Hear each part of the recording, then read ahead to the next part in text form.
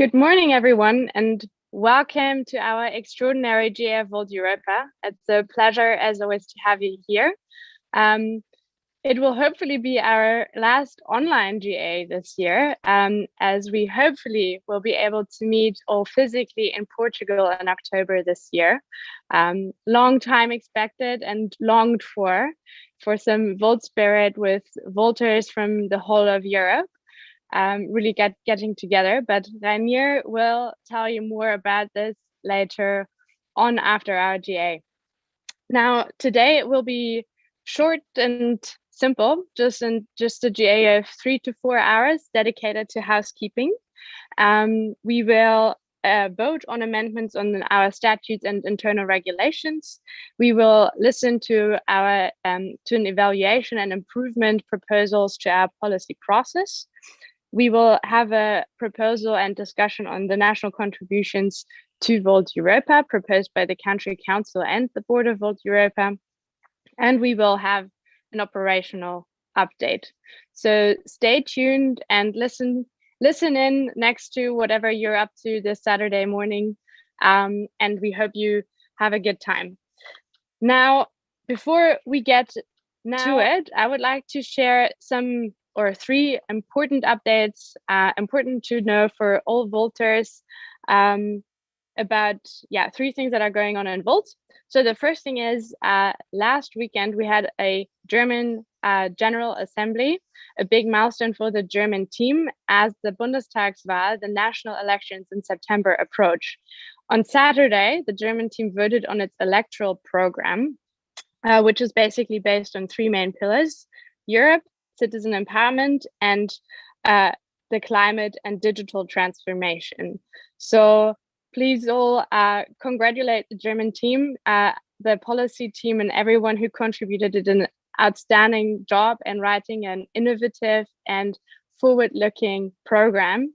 And I think we will be, really doing a good job with this program to position ourselves for the first time properly in the party political landscape as the progressive and European voice in Germany. Now on Sunday, we also had the candidate elections for the lead candidacy for the whole German team. And we are going to be led by a top duo. Rebecca Müller and Hans-Günther Brünker will lead our German campaign. Big congratulations on behalf of Volt Europa, the European board. We wish you all the best and all the strength and energy you will need to basically bring new politics and a new Europe, or revive Europe in German politics. Thank you for taking on this responsibility. Now we will move to an update on the tech and IT infrastructure. So over the past months, we always experienced that teams' needs were not as satisfied as they should have been and could have been, and we're now together working hard to improve that. So we are tackling the question of subsidiarity and centralized or versus decentralized. What should we do all together? What should the teams do by themselves, etc.? So very important question to move ahead and not slow anyone down, but also take everyone along with us. We had our first workshop last week with all the tech experts of the biggest teams, as well as the European team. And we are confident that in the next weeks, we will be able to give you a timeline and a proper update how we're going to proceed with this. And we will hopefully be able to find a good solution for all teams before our GA in October. And then lastly, you might have heard that we are reworking our manifesto, basically the declaration that tells the world and ourselves what we stand for in terms of vision, narrative, values, etc. Our old manifesto is part of the Volt Europa statutes, so every single one of us has probably signed up for that too, or 100% signed up for that too when you joined Volt Europa. Now, the manifesto is from 4 years ago, and we decided to give it an update. At least the visionary part of it, since we already voted on the mission and the values part end of last year. We decided to challenge ourselves and try out a new method, a method of deliberative democracy called the Citizen Assembly, which you will also find in our mapping of policies. We will apply this to ourselves, called the Members' Assembly, and write based on this method a vision of Europe that will be part of our manifesto. Now, the process is a little bit more complicated, as you can imagine, and maybe you're not quite an expert on citizen assemblies, as most of us weren't before they really familiarize themselves with it. So if you would like to find more about the process and about the specific tools that we are using to create this manifesto, join us for a Q&A and presentation on Sunday at 8 p.m. You should have received an email last night. And then brace yourself, because next week we will send out an email for everyone who would like to declare their intention to attend the Members' Assembly. So keep your eyes peeled, because we really hope for a lot of interest in joining this fantastic project. Now, with these 3 important updates and the outlook on a housekeeping but still fun GA, I wish you a great Saturday, and I hand over to our chairs, and I need to quickly check, sorry for that. So we have as our main chair, Kim, and as the assistant chairs or co-chairs, we have Katharina and Stefan. So thanks a lot to the 3 of you for guiding us through the day today.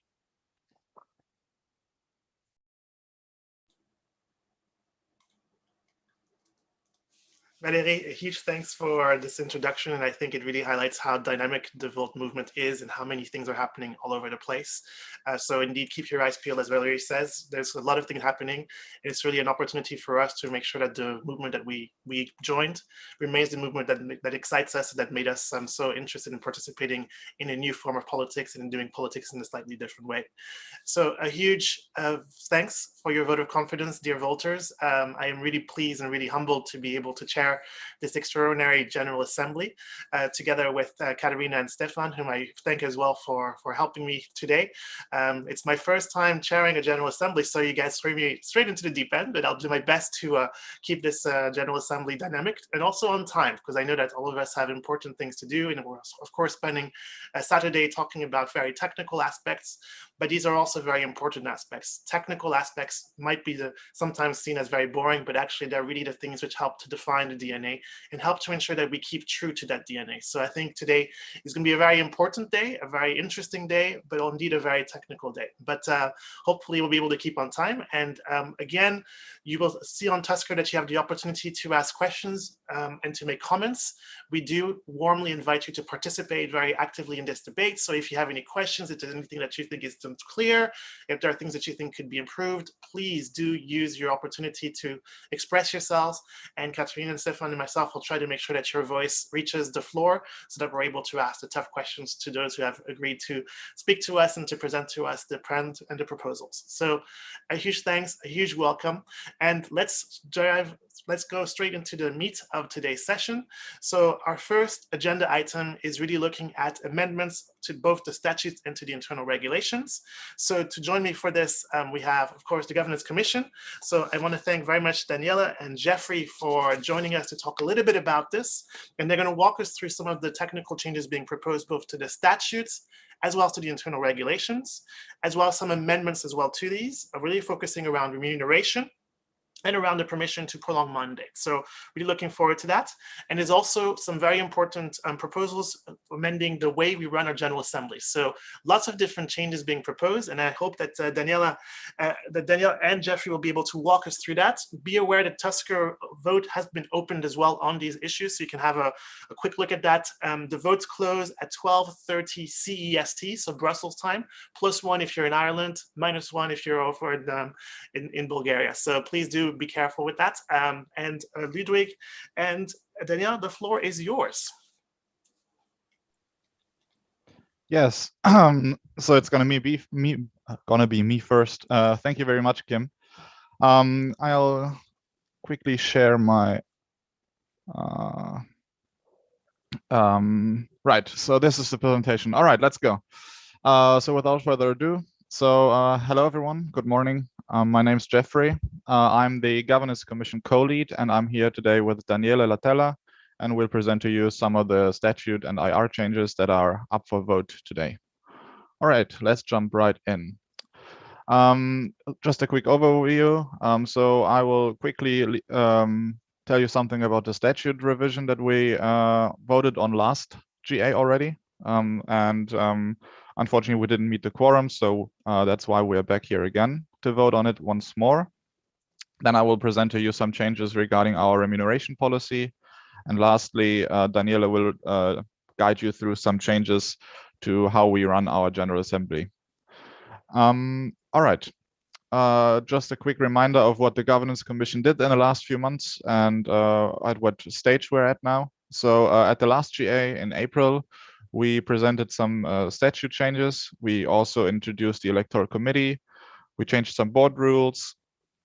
And we also introduced a new voting system. Unfortunately, we did not meet the required quorum for statute changes, which means that 1/3 of all of our members need to vote. We didn't meet that requirement. And there's a provision in our general statutes that allows us to have another GA a few weeks after a GA where we did not meet the quorum without a quorum. And that's exactly why we're here today, among other things, of course. Right, and that's why we had to present to you the statute changes once more. But we also had some other things that we didn't finish last time that we now finished, and now we're also introducing those things as well, which is the remuneration policy as well as how we run our General Assembly. All right, let's jump right into the statutes. So I will not go through all of it because there's a lot of changes in the internal regulation statutes. But it's basically just a few things. So once we just cleaned up some of the wording. So and then the second thing is we moved some provisions from the statutes to the internal regulations. The reason being that the statutes are already really cluttered.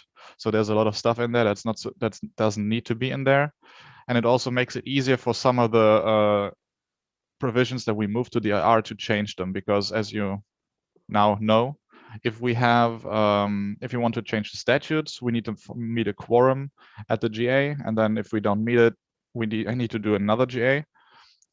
So we moved some of the not so contentious stuff from the statutes to the internal regulations. For example, things like I have here, like how membership fees works, stuff like that. To make it easier to change for once in the future, but also to remove it from the statutes, so the statutes are very clear and easy to read and understand. Like, this is the most basic stuff in there. And these are just 3 examples of exactly what we did. So first of all, as you can see, we removed some things that were not necessary anymore. As for example, as soon as the conflict resolution body will be operational, as you know, that it has been operational for 2 years now. Or almost 2 years. So this can be removed. Then the second thing that we did, some clearing up that we added. The yellow things means we added some things. But these are just small explanations or clearing up things. And then the last part is from the internal regulations. This is things that we just moved from the statutes to the internal regulations. There are no other contentious changes. So it's just moving around, cleaning up, and adding some clarifications. All right, so much about the statute revision and internal regulations. This is vote number 2 and 3. So going back, the cleaning up of the statutes is vote number 2, and adding it to the internal regulations is number 3. All right, remuneration. So remuneration is a topic that we've talked about already at last year's GA in May. So we had a vote on a policy to remunerate some of our directors, mainly the co-presidents and the treasurer, and that it was a positive vote last year. But we found that the remuneration policy, as written in the internal regulations right now, is kind of like worded negatively, which means unless the GA decides otherwise, the directors are not remunerated, which is kind of weird because we already decided that we want to remunerate, and we would in the future need to have votes on the remuneration each and every time to confirm every time again that we want to have remuneration. So we just vote number 4 is we change this wording into a positive wording. So meaning the roles of the co-president and treasurer are remunerated. The amount and scope of the remuneration will be explicitly presented to the assembly in the annual budget unless decided otherwise by the assembly. Non-executive directors shall not be remunerated. So this only pertains to the co-presidents as well as the treasurer. So they are remunerated, generally speaking, but we will present to you how they are to be remunerated in the annual budget, and then you can vote whether you agree with that budget or not. So it's just changing it to a more positive wording to guarantee that there's remuneration in the future, generally speaking, but the amount and scope is up for debate. And then because this, of course, only comes into effect with the next annual budget, which we will only present later this year, and it will only be effective, of course, next year. We need to find a solution from basically today until the end of the year. So we're just prolonging the mandate that we gave, that the General Assembly gave to the board last year in May. And we will extend that mandate until the end of 2021 to allow us to keep remunerating our presidents as it stands, which is worded like this. We do have some prerequisites that need to be met for us to actually remunerate. That's the same thing that is in the mandate from last year, which just says we need to have enough reserves. The remuneration has a limit, so we cannot pay any more than that. We need to have the funds required already, so 50% need to be secured for us to actually do a long-term fixed contract, and then they are hired on a consultant freelancer contract to give us more flexibility. All right. And again, this is just an extension of the vote that we had last year. All right, that's everything about the remuneration vote. Again, vote number 4 is the vote to change the wording from the negative to the positive one in the internal regulations, and vote number 5 is prolonging the remuneration mandate until the end of the year. I will now go over to Daniele for him to present the General Assembly rules. All right, thanks, Jeffrey. I guess I will have to control you, like if you handle the slides, you can just pass to the next slide. The General Assembly is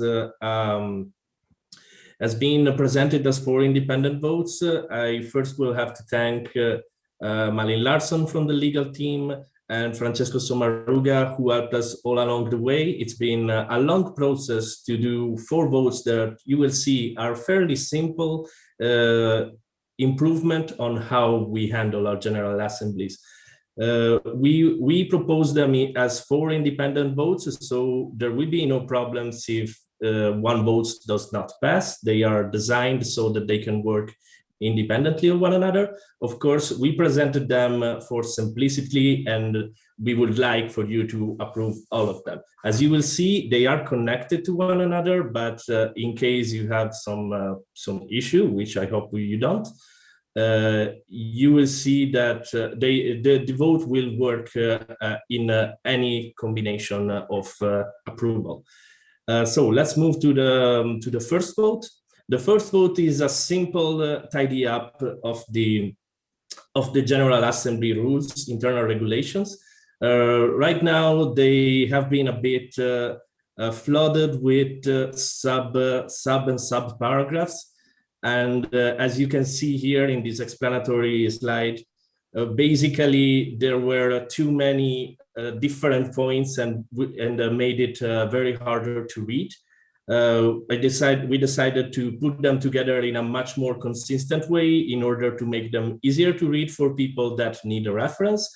and easier for the governance commission of the future in case we will need to ever change something. So this changes nothing in terms of the wording of the internal regulation. It just changes the order of them. And in the next slide, instead, we will go into the composition part. When it comes to composition, we're only going to change a single, fundamentally, the article that talks about composition says that the General Assembly is the General Assembly with all effective members. But we know that there are secondary participants that make the GA the event that we all participate. The main one, of course, is the chairperson, the bureau. Then there is the electoral committee that we have established with the past vote. And they are the ones that certify our votes and make sure that all is legally compliant. And then we have a range of people that we collectively call observers. We are streaming this online for everyone to see.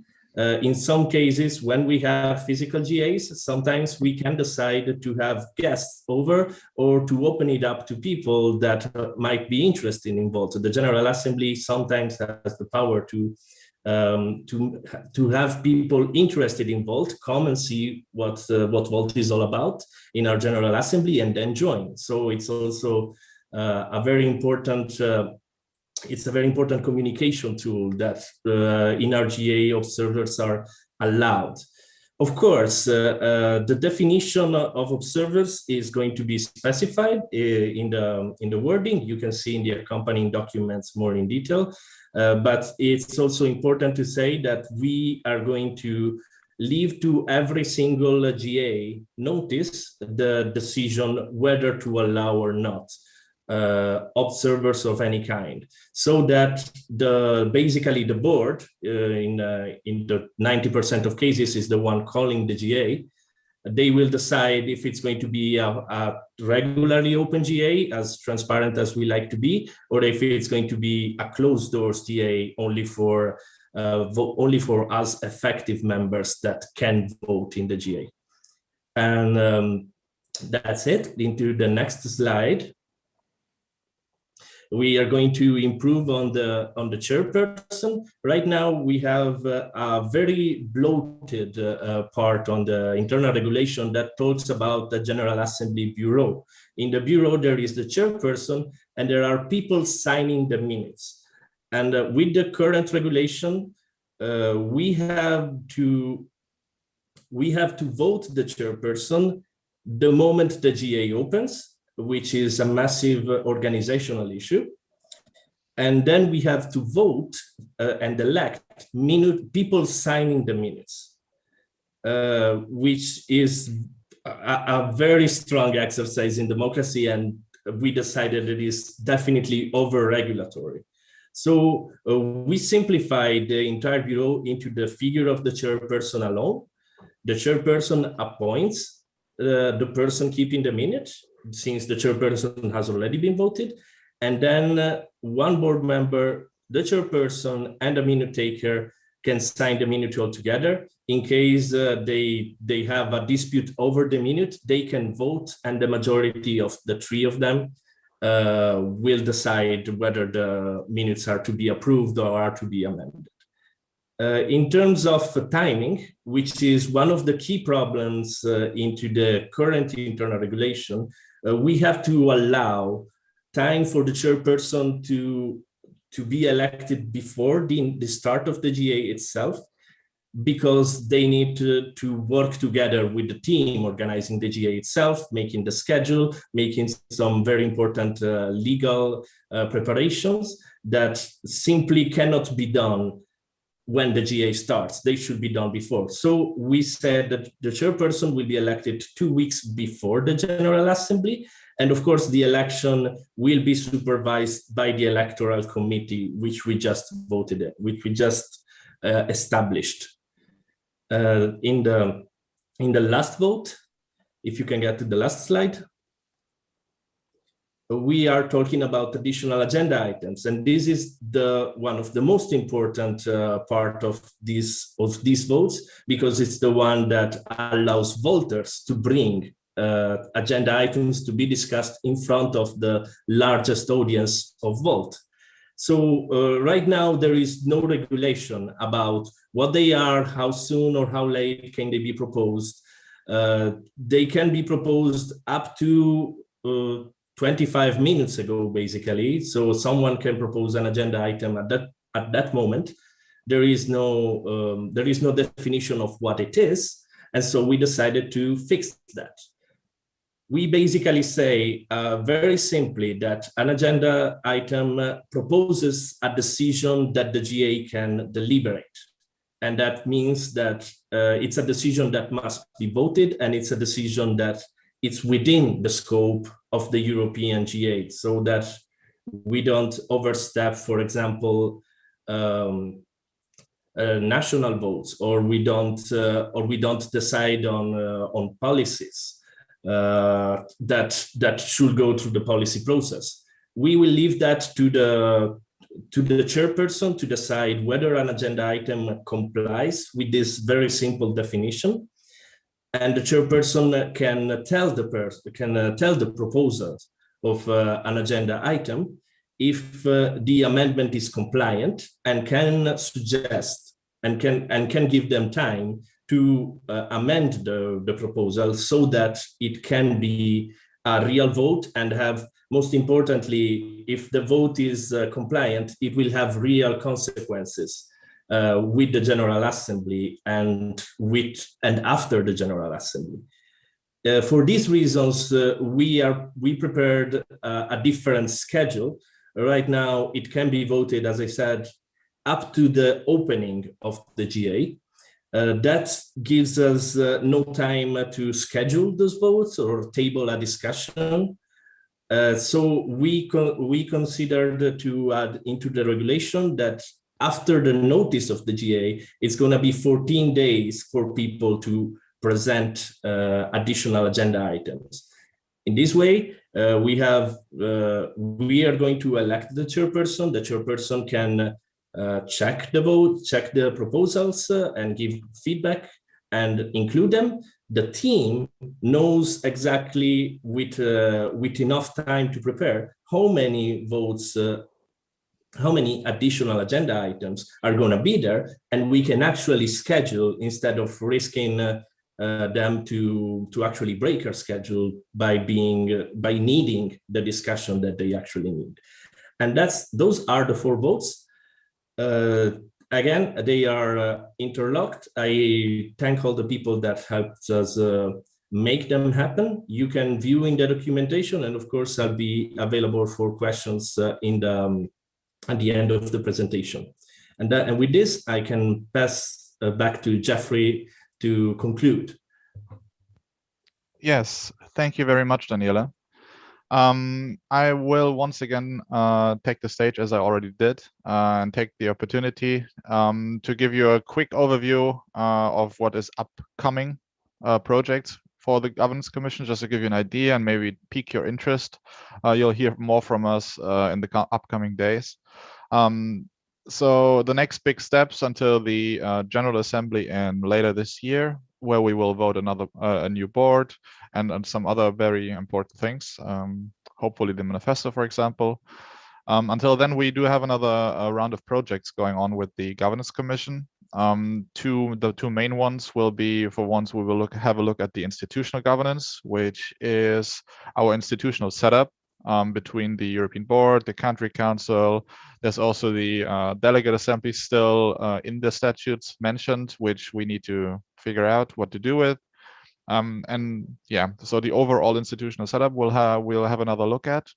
And then the next thing will be the operational governance. We're already working on that, or have been working on that in the past, which is basically the idea of how do we work, how do we operate our movement, especially on the level of functional teams, which means how are the functional teams set up? Can we institutionalize them? Especially how can we connect them to the national levels in an efficient way? Right, and then 2 more things. One is the conflict resolution body. We'll have another look at that. And then the financial regulations, which the the legal team will have another look at the conflict resolution body with us, and the financial regulations is done by the finance team, of course. All right. Wrong slide. All right. Before I finish, I also want to thank everyone who was involved in this, especially Daniela, of course, Marlene, Bernadette, and all the other people that I can't all name now, and of course the general secretaries who helped us all the way. And without them, this wouldn't have been possible. All right. Now we could go over to questions if there are any. A huge congratulations to all the work that you've done. I think for those of us who are watching in the Governance Commission has clearly done such a huge amount of work. And whilst it looks like small technical tweaks, I think the amount of conversation required to actually get to this stage shouldn't be underestimated. A couple of reminders for those of you who are tweeting or communicating on social media, please do use the hashtag VoltEGA 2021 so that we keep track and we hopefully turn this into a trending topic. For those of you who want to vote, Tusker is accessible via your email. So if you haven't seen it, look for the 23rd of May. There will have been an email which enables you to get access to the Tusker link so that you're able to vote. And the votes are open. So please also, if you have any questions, then submit them via Tusker. And I believe we do have already received a couple questions. So I'm going to give them to our colleagues in the Governance Commission. And hopefully you guys will be able to answer it. The first question we received comes from Thomas based in the Netherlands. He's asking that basically reading the internal regulations, there's a reference to male and female. Now, if we want to be inclusive, how do we deal with non-binary persons when we need a 50-50 division of a male or female co-presidency? See page 15. So that's your first question. Yes, thank you very much. That's a very good question, and we had those questions in the past. That's exactly why I went ahead and initiated a conversation between all the different diversity teams within Volt. I'm currently in the process of setting up a dialogue there, with the intention of making maybe some kind of a task force, a team to get together and then have a real have a real look into all these institutional things that we have regarding gender diversity, but also diversity in other regards, right? So how can we make our movement more inclusive? And I think we need to start from the ground up, which means really going to the institutions. How do we what's the name, what's the words that we use in our statutes, how are the process set up, so then we can be inclusive really in all aspects of the movement. I think that's a very important thing. So we're currently in the process of starting a dialogue there. I cannot give you any news yet because we're still in talks, and but you'll hear from us in the upcoming weeks, and then hopefully we can have a team going and work on it. Looking forward to that. I think it'll be one way in which Volt can really set itself apart from other political movements. So really exciting to hear the openness to that idea. We've received another question from Carlo, based in Belgium. And his question is relating to the restriction of the addition of comments or presentation without a vote to the General Assembly as items. So he's a bit concerned that the changes that we're proposing there might lead to that kind of restriction of a bit more spontaneous contributions, particularly if there isn't a vote. Yeah, that's a good question. I think for now the GA is already very full of things that we vote on. As you see today, we have a number of votes, so we have to be careful that we don't that we don't have too much on our plates for each GA.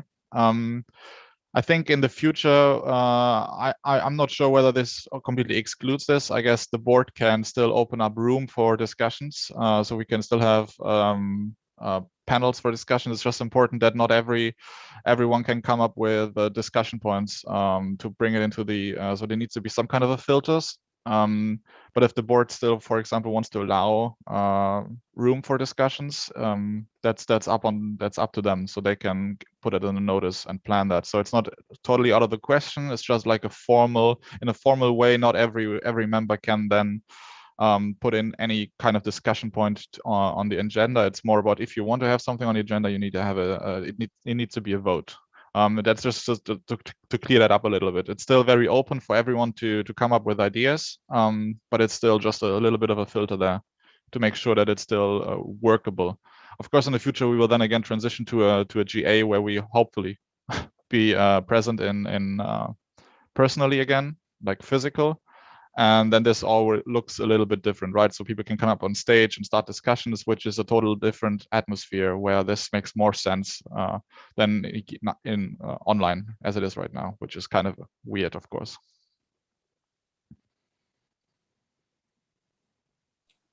Incredible. Thank you so much for that.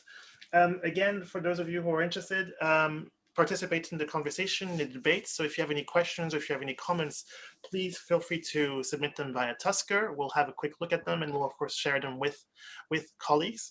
At the moment, I don't have any additional questions that I see in the platform. So I don't know if there's any additional things that both of you would like to say to the General Assembly whilst we wait for additional comments and questions to come in. Yeah, sure. I can always say stuff. that's kind of my job. Right. Again, about the upcoming things that we're working on. So maybe give you a more detailed run up regarding where we're at right now. So we finished this round of work right now with the Governance Commission. As you can see, the votes are up. Now, I'm currently in the talks of adding another co-lead to the Governance Commission, which Bernadette unfortunately had to step back for personal reasons. And we will start, I hope, that's the schedule right now. We will start another round of conversations about the next projects next week. So I will send out an invite, probably an open invite on the platform. And then we'll have like in-depth talks regarding all those topics, right? Institutional setup, organizational setup. We do have a team already working on things. For example, Easton and Mathieu, who do the Governance Commission organizational part. They've already been in talks with different national teams, but also functional teams regarding what kind of teams do they have, how do they work, right? What kind of issues do they see with how can we improve, right? So we already collecting data there. That was a project that we started last year, which is still ongoing, and they'll be presenting a report on that in the next, I guess, 1.5 months or something. And then we use this to improve the internal organization. So that's just to give you an idea of what kind of work we do, right? So we do some research internally, and then we come up with concepts. We do workshops with the board and the other stakeholders to figure out how we can improve the movement. And if that's something that interests any one of you, keep your eyes open on Workplace, or probably also on your emails, because there will be some information coming up in the next days, weeks. And then just join us. And it's I gotta warn you a little bit. It can be a little bit dry sometimes. So we're really going into the legal stuff, right? So how's the legal wording and these kind of questions. But what's the most difficult part is the political part, right? So starting conversations with people have very different idea about different things. Just for example, the diversity question. We talked about, for example, last time we had a change regarding the nationality rule on the board, right? How many people from how many different countries do we want to have on the board at the same time? And these get very, everyone has an opinion on stuff like that, and that's the kind of discussions that we have. It's a very interesting work, very different from what people usually do, I guess. Trying to balance all these interests, but it's a very rewarding work as well, as you can see here, right? So yeah, if anyone's interested, keep your eyes open, just contact me. Yeah, that's basically something I can say. I think it's a really good way to introduce the work. And also, I think you're right that I think the Governance Commission's work also, it's really anticipating the future, right? It's really that challenge of of creating the right level of flexibility, but also certainty. So it's a really interesting piece of work in terms of anticipating what potentially can go wrong and what potentially to really anticipate that. So I think the work you guys do is essential to make sure that Volt continues to be an effective party. I have no additional questions, only to say that for those of you who might be experiencing technical issues with Tusker, there is a place you can contact to get help. And very helpfully, the email address you have to reach out to is help@volteuropa.org. And if you have any technical issues, the tech team will be there to help you and sort you out as quickly as possible. And also we received a question about where can you actually find the statutes, which is good for our members to know. It's good also for our members to be aware of what actually are the requirements for both ourselves, but also our organization. And that you can find at volteuropa.org/statutes. So very easy URL. Daniela, and also Jeffrey, I just wanted to say a huge thanks for your contribution today. Again, the vote on Tusker is open. So for those of you who want to vote, do check it out and do please fill in that vote. And again, for those of you, be aware that the vote closes at 12:30 CEST. Let me just make sure that I also am very inclusive to highlight that. So that means it is ending at 11:30 for those of you who are in Finland, in the Baltics, in Romania, in Greece or Bulgaria, and it ends at it ends at 1 p.m. for them, and it ends at 11 for those who are in Ireland, Portugal, and the UK. So please do vote. Please do show your appreciation for all the Governance Commission's hard work, and make sure that they get lots of votes in favor of their proposals. So thank you both. We're a little bit ahead of schedule, as you might see. So what we're going to do is take a little quick coffee break. So it's time to refuel our engines, and then we will go back to the evaluation and improvements on policy process being proposed by the policy proposal. So back in about 20 minutes. So so see you soon.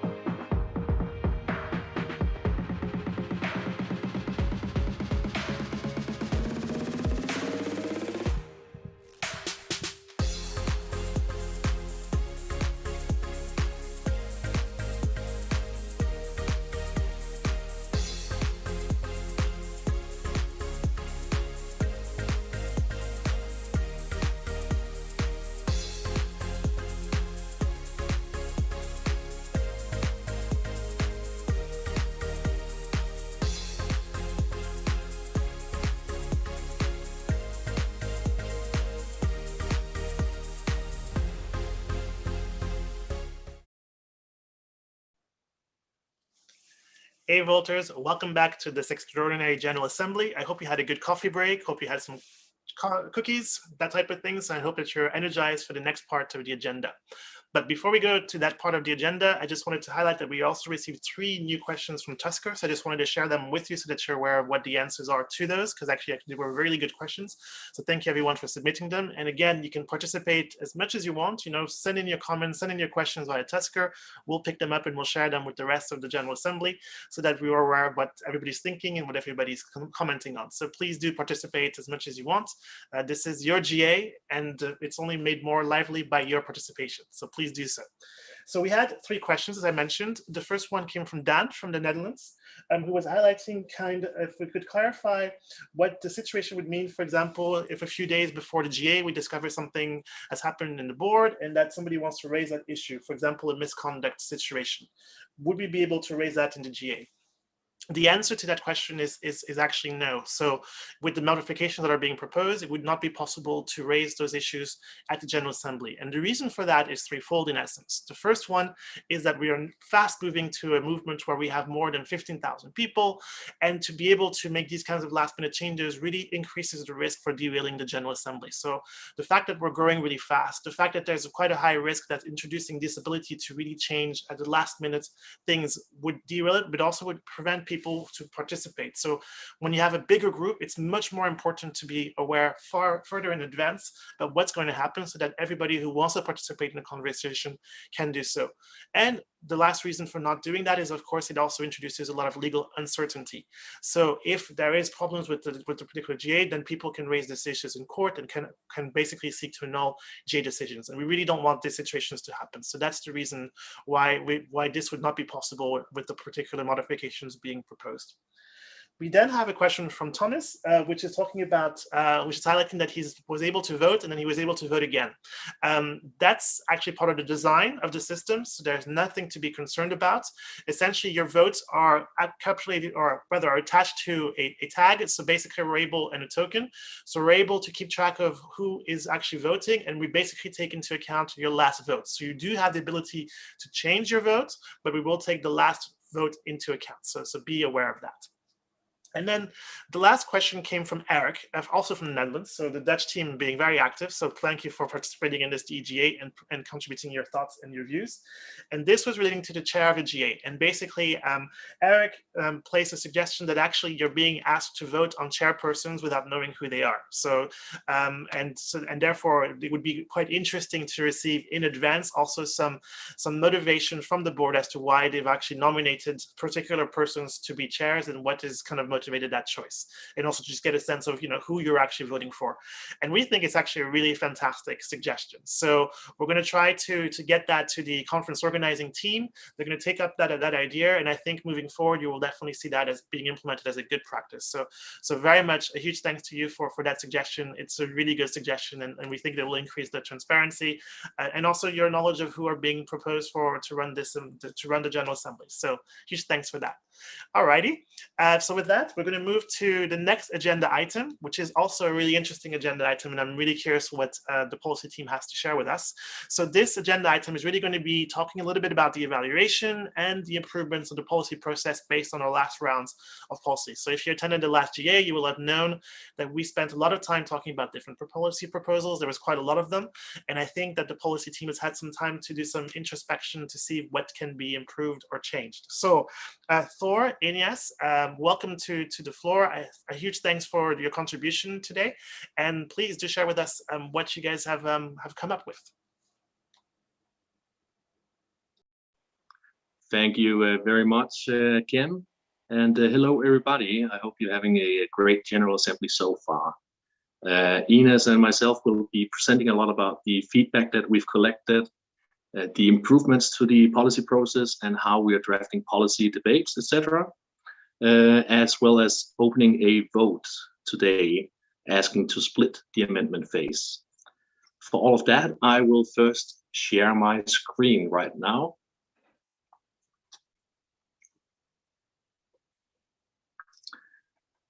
Should be there, all good.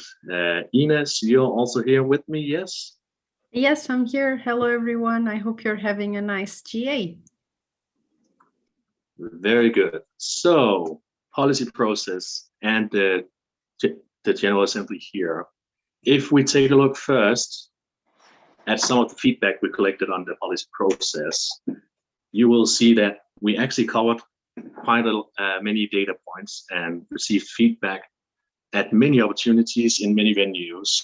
First off, we've received feedback via our web forms that we have asked about at every single policy event and call. Whenever we've had a call, a debate event, we've made sure to tell people, please give us feedback. This has been both before the cycle started, during the cycle, and also after the cycle. After the cycle, we also had 2 review events open to any vault members, both of them for about an hour and a half. They extended to 2 on May 2nd and May 4. We've also had calls and comments from the European board and national boards. We've had talks with the national policy leads. We've also heard a lot about suggested policy process voting changes and comments to increase diversity in policymaking. And other than that, we've had various emails and workplace comments that we have tried to collect best possible, but of course requested people to send us that feedback via our form. So we're going to do a short feedback retrospective about what people have told us to keep doing, to stop doing, and to start doing. And just as a highlight, these are the items that people have told us. This is the feedback that they have given in a summarized form. After that, we'll get to how we apply that as changes. Ines, I believe you have the first couple of slides here. Yes, so within the feedback, as Thor was saying, we have divided and done this feedback retrospective. So we have a section of keep doing, stop doing, and start doing. So as for keep doing, so practices that were applied during the last policy cycle and participants and vault members thought they worked, was the policy facilitators' great support for the policy initiatives, the existing quality gates, and the organization of regular debates. As for start doing and as more general feedback, so people kept saying that they would like us to supply more information about the European policy process, make clear what the purpose of a policy is, differentiate between the mapping of policies and the policy portfolio, combine policies to avoid very fractured policy landscape or of micro policies, rework the approval system, and create quality gates and implement standard formats for policies. So these are all practices that you will see in the next policy cycle. And as for that, we've also been told to stop doing a lot more interaction. That is, we've been asked to increase the interaction between the national and the European policy facilitators. Some of the policy development we saw had been very decentralized and not coordinated with the European level. And we've been asked to start doing that a lot more. That's also part of the next feedback we received. That is to increase the exchange between national chapters so that we can share the knowledge we've gained, the best practices that we do have in various different countries, and the different development stages of policies. Best practices in particular, whenever we do reference best practices from another country, like saying that Denmark has a very good bicycle system in Copenhagen, well, if we're developing a policy on that, we really should be reaching out to that country we're referencing. Same as with the housing in Vienna. If we develop a policy on housing in, let's say, Munich, then that policy should have input from the Vienna team. We've also been asked to start involving facilitators way earlier in the process so that we can enable those policy initiatives to actually navigate the process, know what they should be doing at each step. And of course, we've been asked to start ensuring the sponsoring of policy development on all levels. so that they are not created by individual chapters.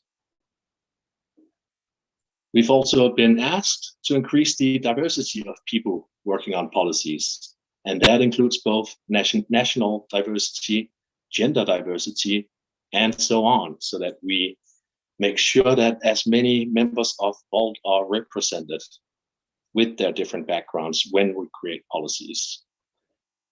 Also, a lot of the feedback came that we should help enable the translation of policies so that people can be more engaged on the local level.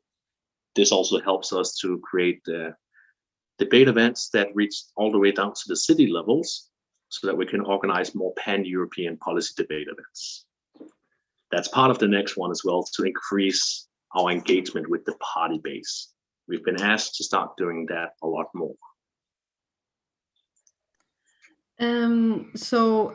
Continuing on the things that we should start doing, this section regards transparency. So increased transparency of policy process timing, milestones and deadlines, ensure that subsidiarity is observed, enhance transparency on which system is used where, establish single points of easy information, and include European Board recommendation on voting ballots together with response of policy initiators. So again, Volt members have been very clear that they want us to share better the information, how the process works, how everything works, because it can be sometimes if you are not really within the policy process and the policy team, it can be a bit challenging to understand. So Volt members made it really clear that they want this process to be as transparent and clear for them as possible. Well, also for you, sorry, Ines, yes. Yeah, that's okay. So as for stop doing, so practices that Volt members thought that should not happen throughout the policy process is raising national policies to the European level without alignment with other Volt chapters, creating policies without checking whether their content is already covered, for example, in the mapping of policies, and rejecting policies due to formal requirements at a late point of time when a lot of work has already been invested. So we hope, by applying some changes in the way we conduct a policy process, following the feedback that was given on practices that we should keep doing and start doing, we hope to improve on this in the future. So Thor, back to you. Thanks, Ines. Because all of this feedback that we've collected has, of course, been analyzed and reviewed and discussed in the policy team, with our leads, with our facilitators, etc., after we've collected it, so that we could start looking into the various improvements that we would like to do in how we develop policies. This includes both soft changes, that is, things we can simply do to improve, debates, etc., and it also includes hard changes where we are asking you to give us a mandate to change that policy process. So we will start asking policy working groups to prepare for debate events and also for the voting forms themselves, so that we can present pro argumentation and con argumentation on each policy proposal.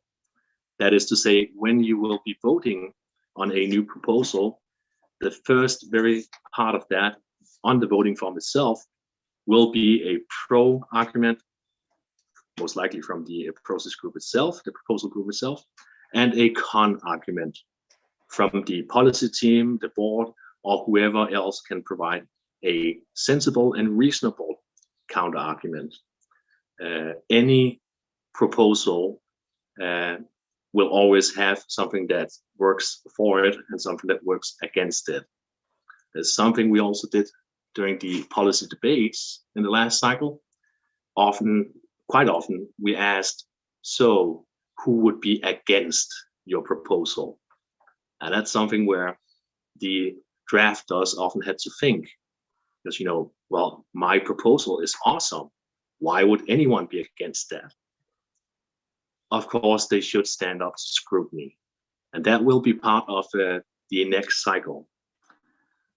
Also, as part of that, to look at the content itself, we have established an editorial review team.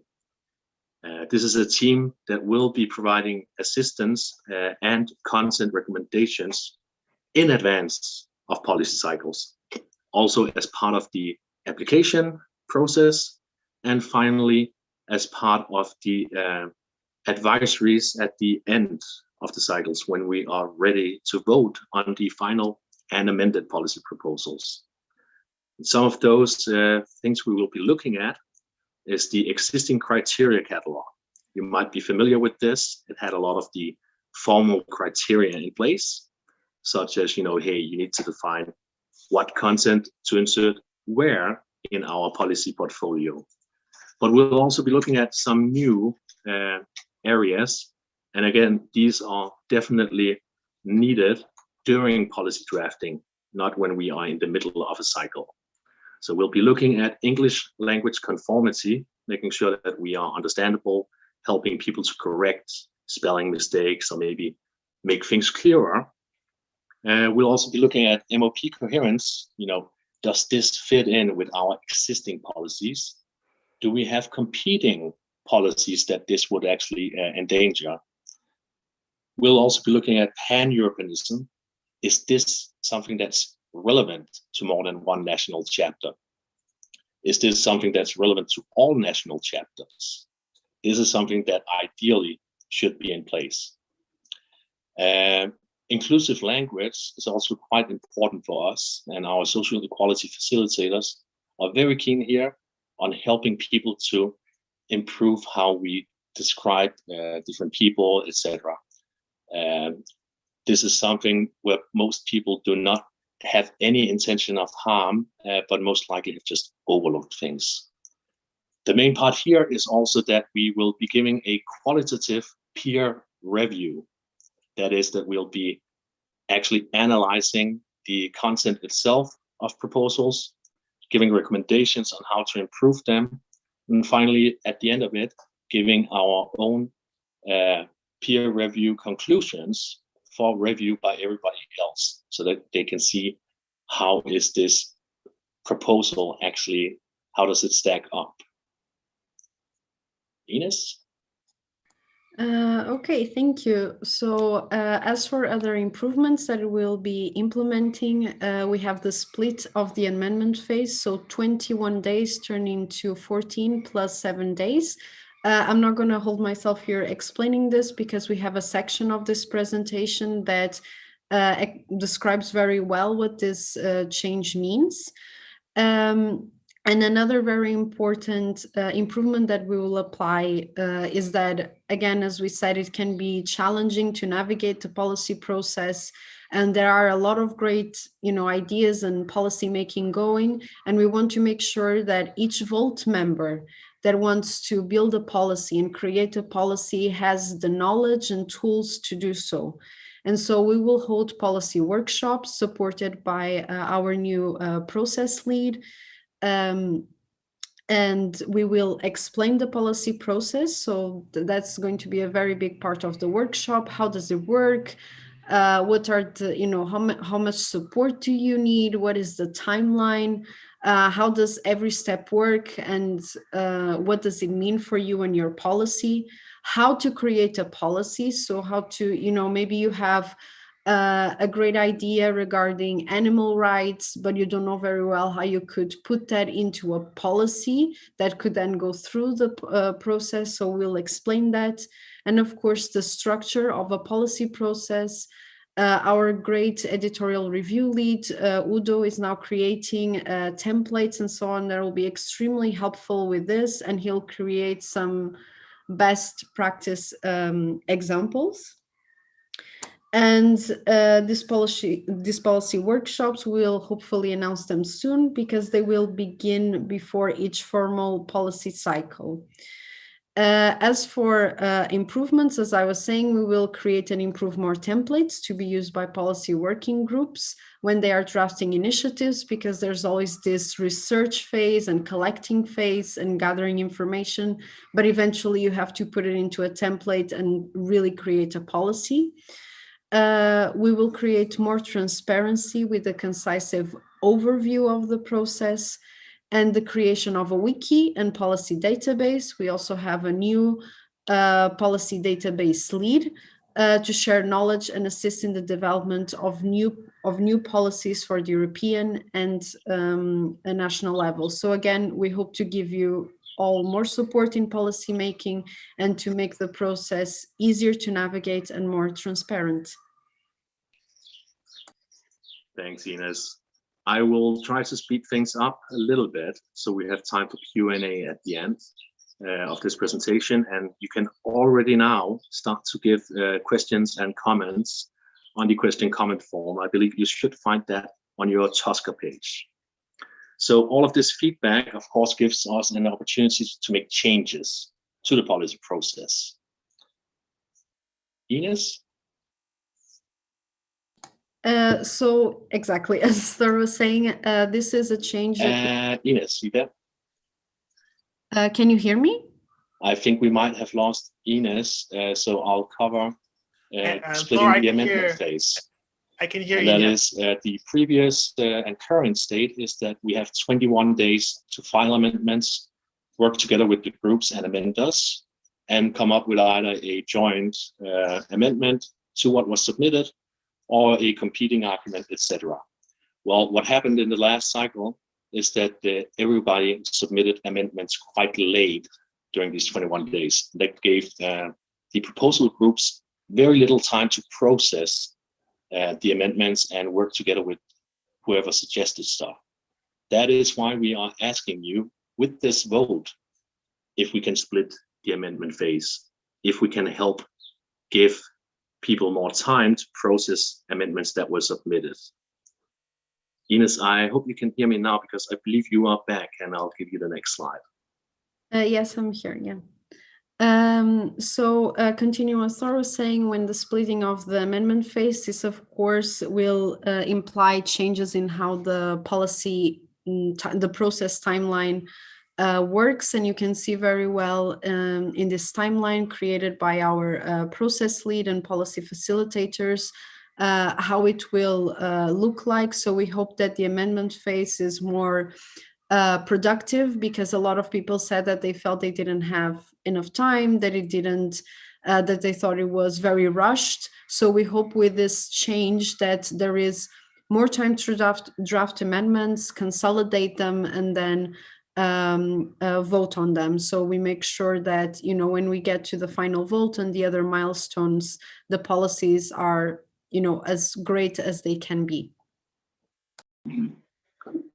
Thanks.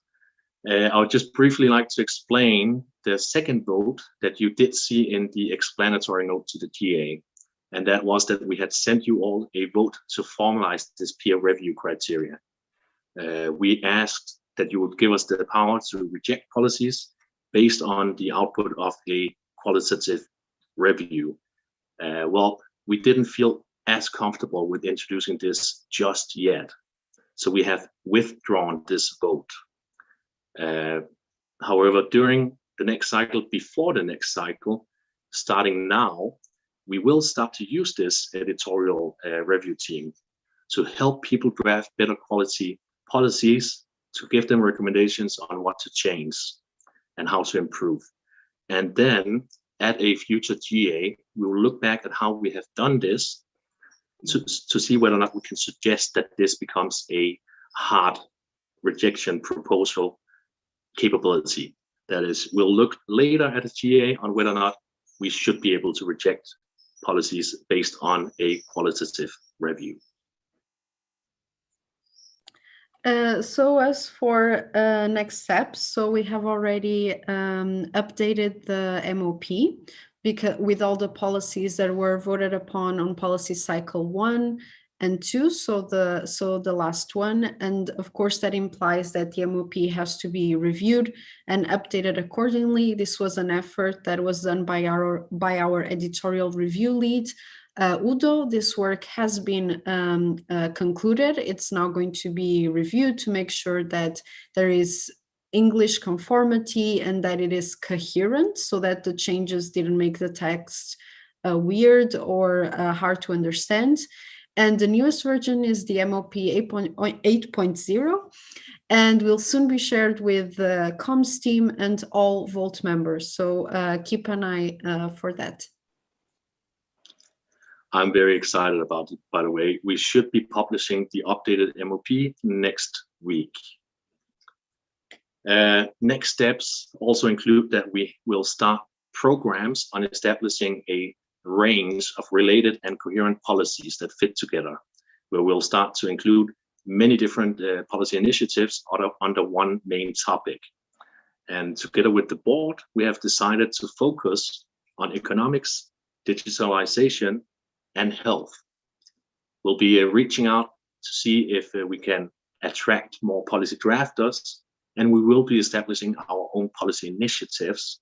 So pretty soon we'll ask you all to help us draft new policies in these main topics. That, of course, as we just discussed, part of the process and timeline is that the next policy cycle will start with the filing deadline on September 15. That is the latest date we need to know that you're even working on something. We hope that you file before that, even today. And we are getting policy initiatives that are being filed these weeks. And we encourage that so that you can start to attract other drafters from other national chapters.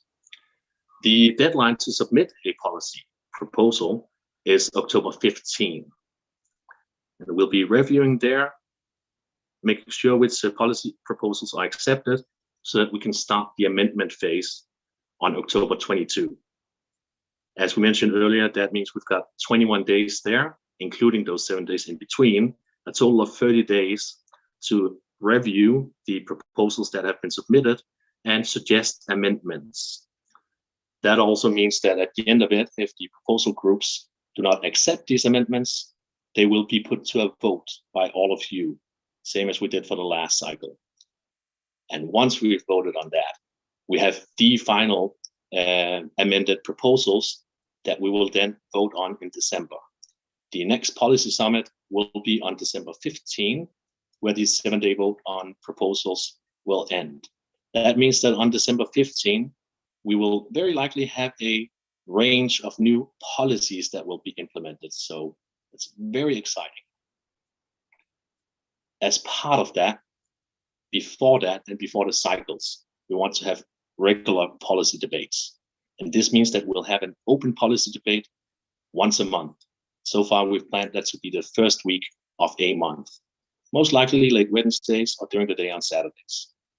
It also means that we want to have a policy process and drafting workshop so that we can help people draft new policies and also assist them with how to formalize their proposals. We planned that to be every third week of a month. So every 2 weeks, you will have a new policy debate or workshop where you can participate. And we are very happy to announce that the next open policy call, it's June 6th, so tomorrow. And it's a very informal and flexible event. So if you are policymakers, you have filed a policy initiative already, you are working with the policy facilitators of the European policy team, this is a great opportunity for you to share what you are working on, what are your ideas. You can find the link and more information of this event in Workplace and also in this link that we have put here. We hope you can join. You don't have to register, you just really have to appear, and we'll be there as hosts to support you and hear what you are working on. So as for the current team structure and vacancies, as we have pointed out before, we are very happy that our team has grown a lot, also based on the feedback that we have received. So this beautiful scheme that you see here was created by the policy interns, and actually a couple of days ago we have now a new social equality facilitator, Giorgio, and yeah, so we have now a full and complete team.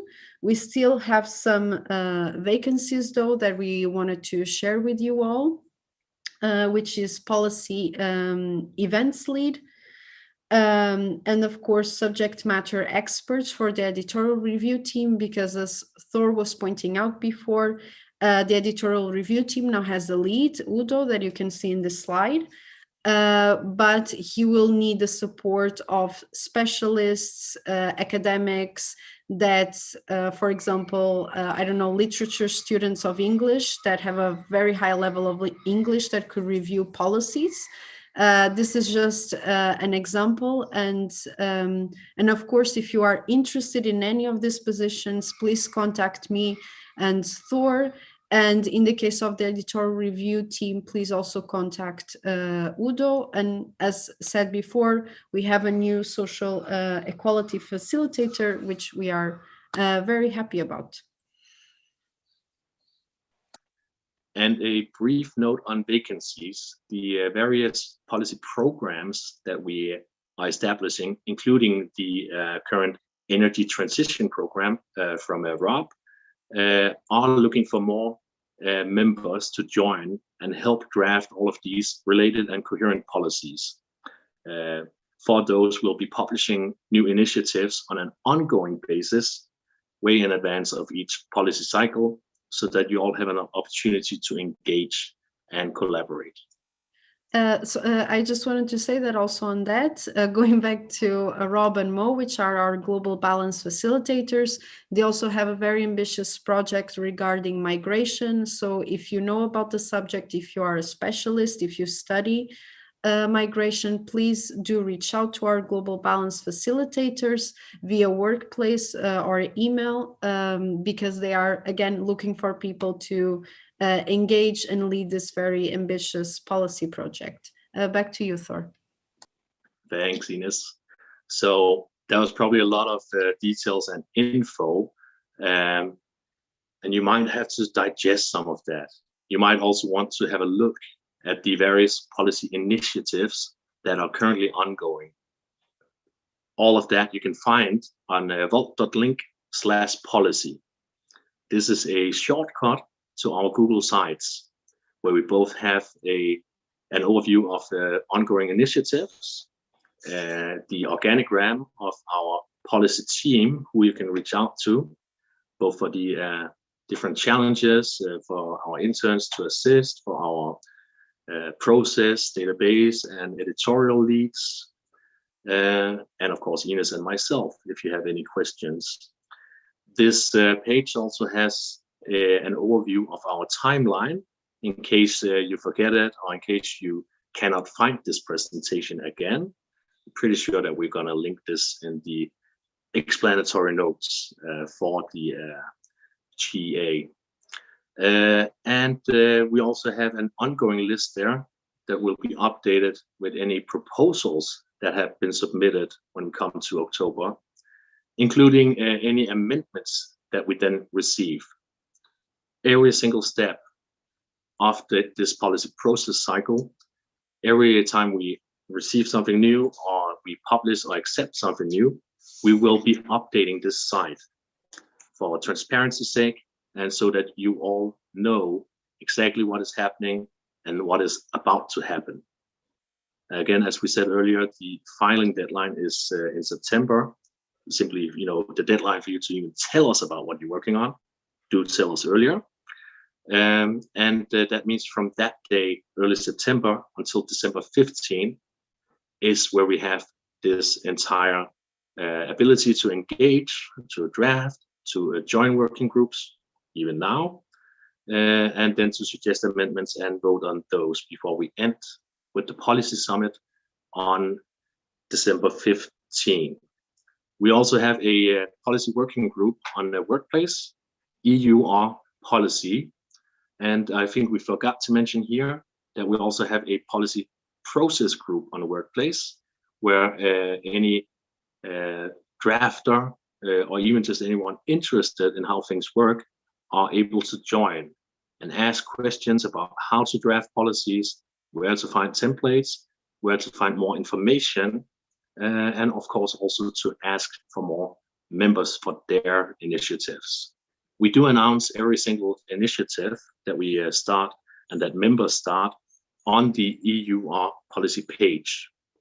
And anyone who starts an initiative will of course also be invited to the process group, just as they will be invited to the initiatives email list, so we can make sure that they know when debate events take place so they can prep, as well as establishing a shared Google Drive for each individual initiative. All of these shared drives do have the open access to any Vault member, which means that the drafters are able to, of course, create new documents, working sheets, etc. And any Vault member can view and comment on ongoing work, even any initiatives that are currently established. So with that, we know that you might have a lot of questions. You might also even have comments just that you would like to share with us. I do hope that you have used the questions and comments form linked on your Tusker page. If not, and if you do have questions, then please do use it now, as I think we still have some time to answer those in this call. Kim, by the way, have we received any questions or comments that should be mentioned now? You have, and in order to keep to the schedule, I do invite Vaulters to submit quickly in Tusker any questions or comments that you may have, so that we keep to the schedule. We have received quite a few questions, and I just want to first of all congratulate the policy team with regards to the work that you have done, but also if for those of us who participated in the European election some years ago, the evolution and the maturity by which the policy process is being undertaken now is so vastly superior to what we had before. So a huge congratulations to you. And I really, I'm really on board with the focus around participation, around transparency, around alignment, and around consistency. I think these are such important things for us to get right. So it's really great that you're focusing on this and really making this policy process even better than it was before. A huge reminder, so as you heard from Thor, we have vote 10, which is being proposed to you, but vote 11 has been retracted. If you are in Finland, Romania, Latvia, Estonia, Lithuania, Bulgaria, and Greece, the vote closes at 1:30 your time. For the rest of Europe, it's at 12:30, except of course for Portugal, UK, and Ireland, where it finishes for you at 11:30. So please do make sure that you vote in favor of the proposal amendments, if you, of course, are in favor of that. So we did receive quite a few questions. One of them was really focusing around this pro-con approach that you're suggesting, which I think some people said it's a really cool idea. My question linked to that is a little bit, how do you ensure that it doesn't become a black and white kind of conversation, and that actually there's also opportunities for nuances to be brought to the table? How does the policy team intend to look at that to ensure that we do create those nuanced perspectives? Thanks for that question. It's very relevant. Well, as you might have seen earlier in this presentation, we are establishing an editorial review team. And sometimes, we might disagree with a policy based on content.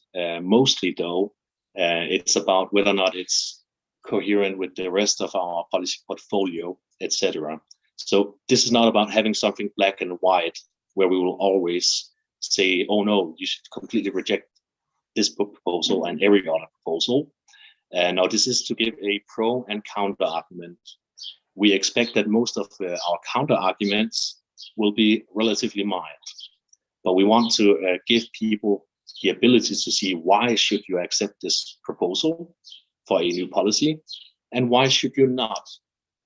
Most of that will be based on our qualitative peer review.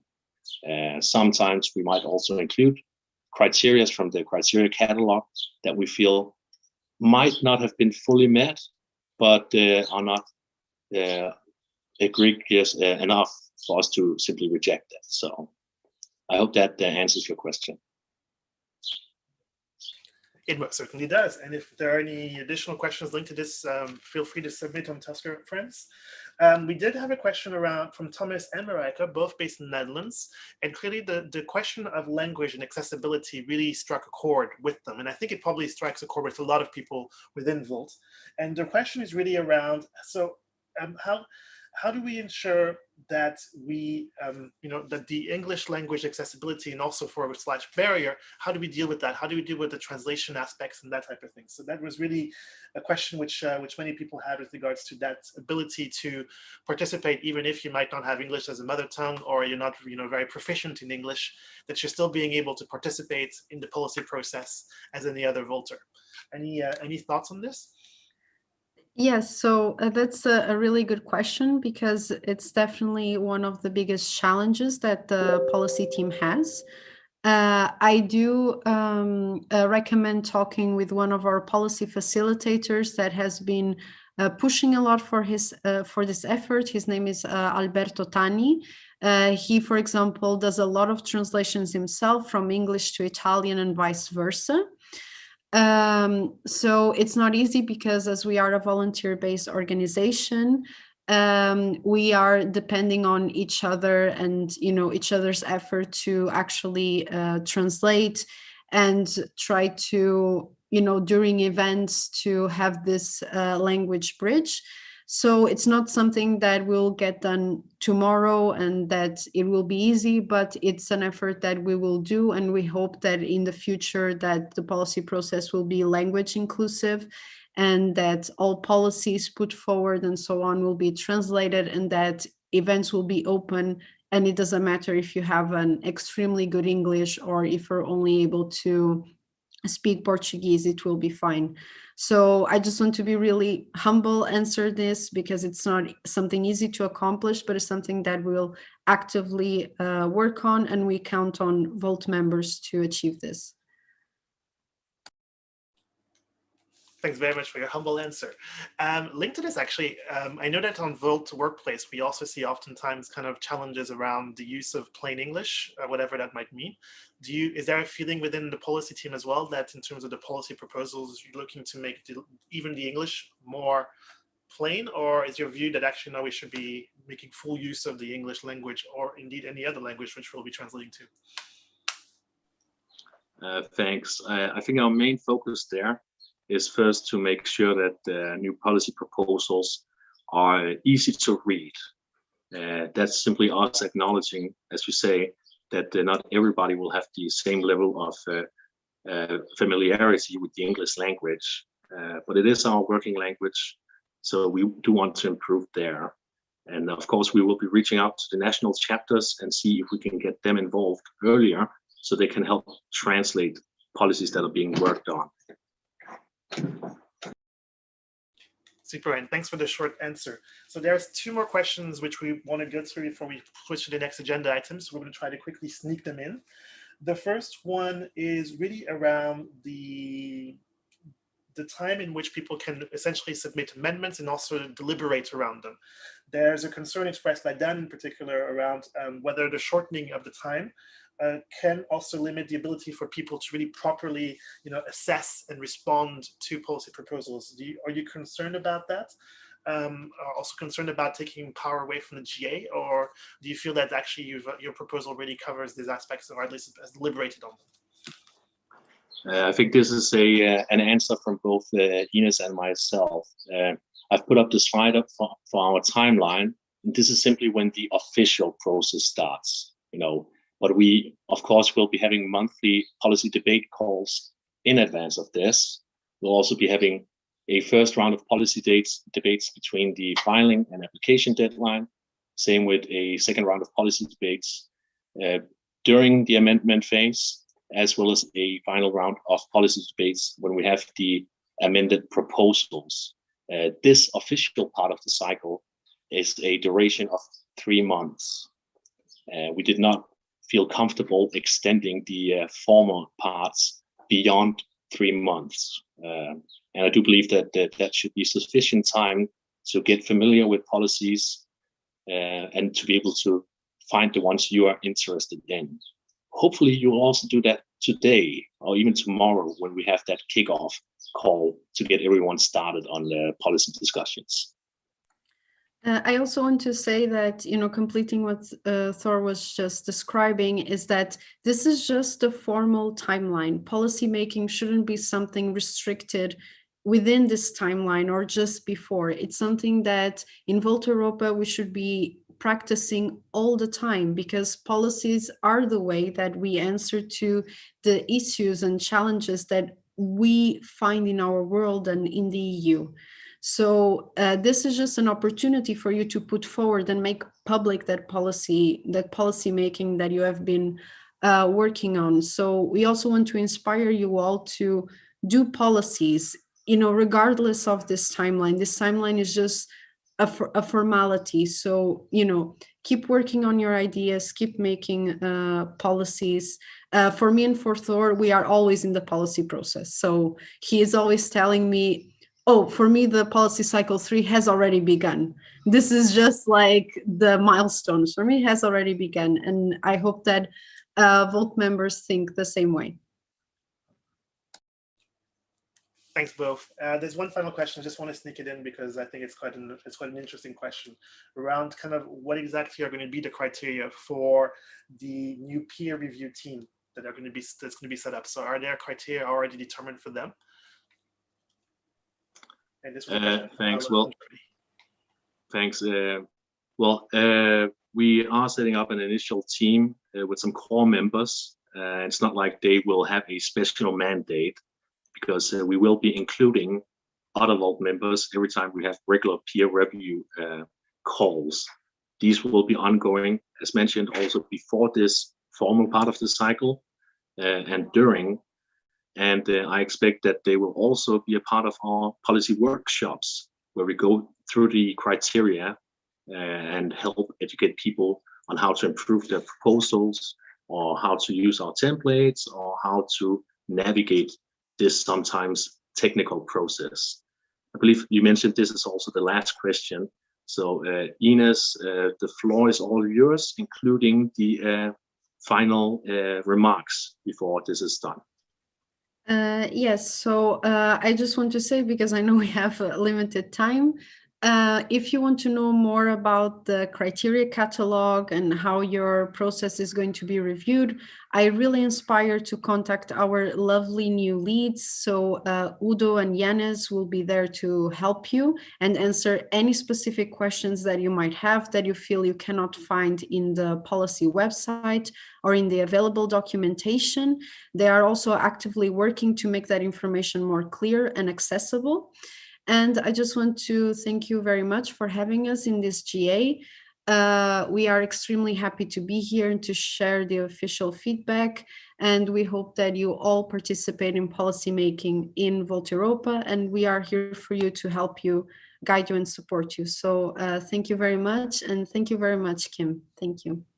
Thank you both for your contribution. And again, warm congratulations to all the work that you guys are doing. You're at the heart of what Volt is about, and seeing how much work is being done is amazing. Thank you both. So we're moving on to the next agenda item, which is more focused on essentially our structure.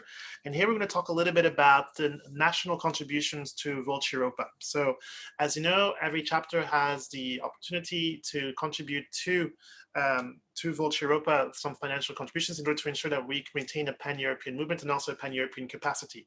So I'm really pleased to welcome Charles Levin, who's going to be talking a little bit about this board and country council proposal with regards to a fair national contribution to the Volta Europa AISBL. So Charles, thank you very much for joining us and for telling us a little bit more about what exactly this is going to entail. Thanks, Kim. Can you hear me? Yes. Okay, perfect. Just making sure. Well, thank you, Kim, for the introduction. So yeah, hi everyone. I'm Charles, the president of Volt France, and I'm here today to present to you a proposal which I championed in the country council, and which was then discussed with the European team, and specifically Mihaela, the European treasurer. And yeah, we came to an agreement, and now this proposal is being presented to you. So I'll first start by briefly explaining the current situation, the problem, and the solution which is being proposed. And then I'll leave some time at the end for any questions or comments that you might have. So please feel free to share them. So yeah, as Kim explained, the the membership fees that you pay as a member go to the national level. It is your national team which receive your membership fees. However, we agreed together that a percentage of that would be shared with the European level to fund Volt Europa. Another agreement that we made is that this percentage wouldn't be the same for big and for small countries. So essentially for teams with less than 150 members, the percentage of membership fees which are shared with Volt Europa is of 5%. And the ones, and for teams which are bigger than 150 members, the percentage is 25%. At the time, this seemed like a decent proposal, but unfortunately it has some flaws. And this is the reason why this proposal is now being made. So essentially there are two problems, and this is the reason why this proposal has essentially two components. The first problem has to do with this abrupt kind of division between having 150 members or less and having more than 150 members. This creates a system where essentially people at the border, I guess we could call it, find that only having a few more members makes a huge difference in the amount that they're expected to share with Volt Europa. There's actually a concrete example that I can use. Using the 2020 data, Belgium and Spain had a difference of 10 members. They were relatively the same size. However, Spain, which was slightly larger than Belgium, was expected to share 5 times more in terms of all of their contributions to Volt Europa. And that's a pretty difficult burden to handle, especially considering the differences so small with another country like Belgium. So that's the first problem. And I'll explain how this proposal is trying to solve this. The second problem has to do with the burden of the contribution to Volt Europa and how different countries handle it. If we quantify this by looking at the total revenue that countries receive and the percentage of the money that they receive from their members, which they then share with Volt Europa, we find that actually the bigger a country is, it doesn't, like, bigger countries don't necessarily share more with Volt Europa. The reason for that is because larger countries have a much more diversified income stream. Smaller countries typically rely a lot more on membership fees to sustain themselves, while bigger countries have other means of receiving money. This includes things like larger countries which have elected voters ask for a percentage of their salary to be shared with the national chapter. Things like a merchandise store, which some national chapters already have, and that's also a way for them to make money. On top of that, some of them also have a much stronger connections with potential people who make donations. And so that also allows them to make, have a bigger income. And this means that essentially when we look at 2020 data, the countries which shared the largest percentage of their income with Volt Europa weren't the biggest countries. It was actually the middle income countries. Countries which were over the 150 members mark, but weren't the biggest countries. So in order to solve these two problems, this proposal has two solutions. The first one has to do with switching to a marginal rate. How this would work is, instead of saying once you reach 151 members, now all of the membership fees you receive are asked to contribute to Volt Europa at the rate of 25%. We switch to having a system where once you reach 150 members, all the members after that, their contribution to Volt Europa would be 25%. This would make the switch much easier to handle, and it would make it much less abrupt. In terms of having this burden on the middle countries being the biggest, this proposal includes essentially having a middle rate. So instead of going from 5% to 25% in one go, we would go from 5% to 15% to 25%. So the 5% rate would stay the same for the first 150 members, the rate would be 5%. Then for 150 to 1,000 members, the rate would be 15%. And then for after the first 1,000 members, the rate would be 25%. This is how we make the burden on middle countries smaller and ensure that the intention behind what had been proposed before of making sure that bigger countries contribute more than smaller countries and smaller countries have more income to focus on their growth, that actually happens. So yeah, that's the proposal. I hope I was clear enough. And if you have any questions or comments, feel free to ask them. Back to you, Kim. If you have any questions or comments, feel free to let me know. Thank you, Charles. Very precise and very concrete proposal. I do not see actually any questions coming into the Tusker. So if anybody has additional thoughts or views with regards to this, please do submit them in the Tusker so that we can look at that a bit more closely. But I think the proposal and the way you presented it was very clear and succinct. So I'm guessing that that's probably the reflection as to why there's not that many questions with regards to this. Also, for those of you who were contributing to the Tusker contribution before with regards to policy cycle, if we didn't get to your question, don't worry. We will submit and forward those questions to the people who were presenting, and they will get back to you via email or other means or mechanisms. So don't feel obliged to, or rather, don't feel that because we've moved on to another agenda item that you're not able to participate still or ask questions with regards to previous agenda items.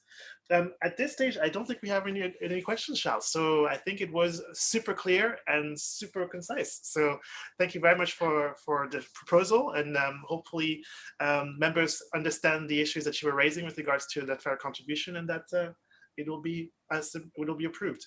Again, for those of you who want to vote, the vote is open on this agenda item, and similar to the agenda item before, the vote closes at 12:30 CEST for most of you, but if you're in Finland, Romania, Lithuania, Latvia, Estonia, Bulgaria, Greece, it closes at 1:30 for you, and it closes at 11:30 if you're in Portugal, Ireland, or UK. So please do submit your vote. Please contribute to Charles's effort to try to create a more fair distribution of burden to make sure that Volt Europa is sufficiently financed and able to do all that we wanted to do.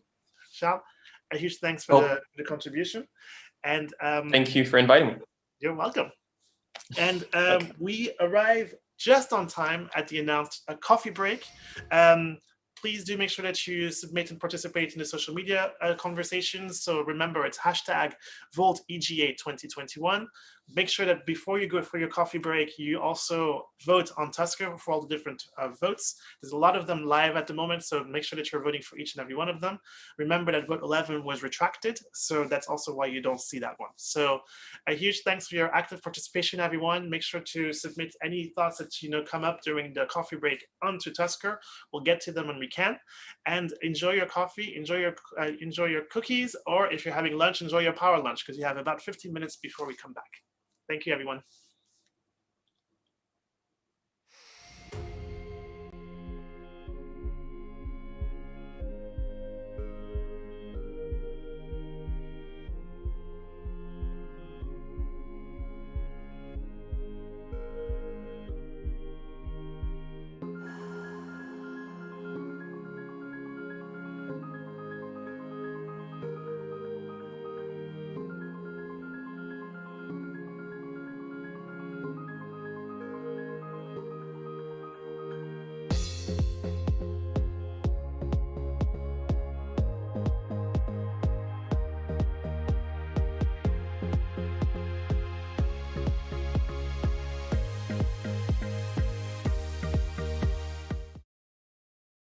Whether we have always been here or just arrived, we are all Europe. For Europe to be more inclusive, we truly need to look, listen, feel, connect, and empower. We need to look for our blind spots and for people who might not be represented. We need to support those who are rarely heard or given the space to express themselves. We want to raise the importance of emotional impact in discrimination in politics. And share this burden as a community, but also connect over our collective achievements. We wish to empower individuals from diverse backgrounds to be at the driving seat of change, so no one is left behind.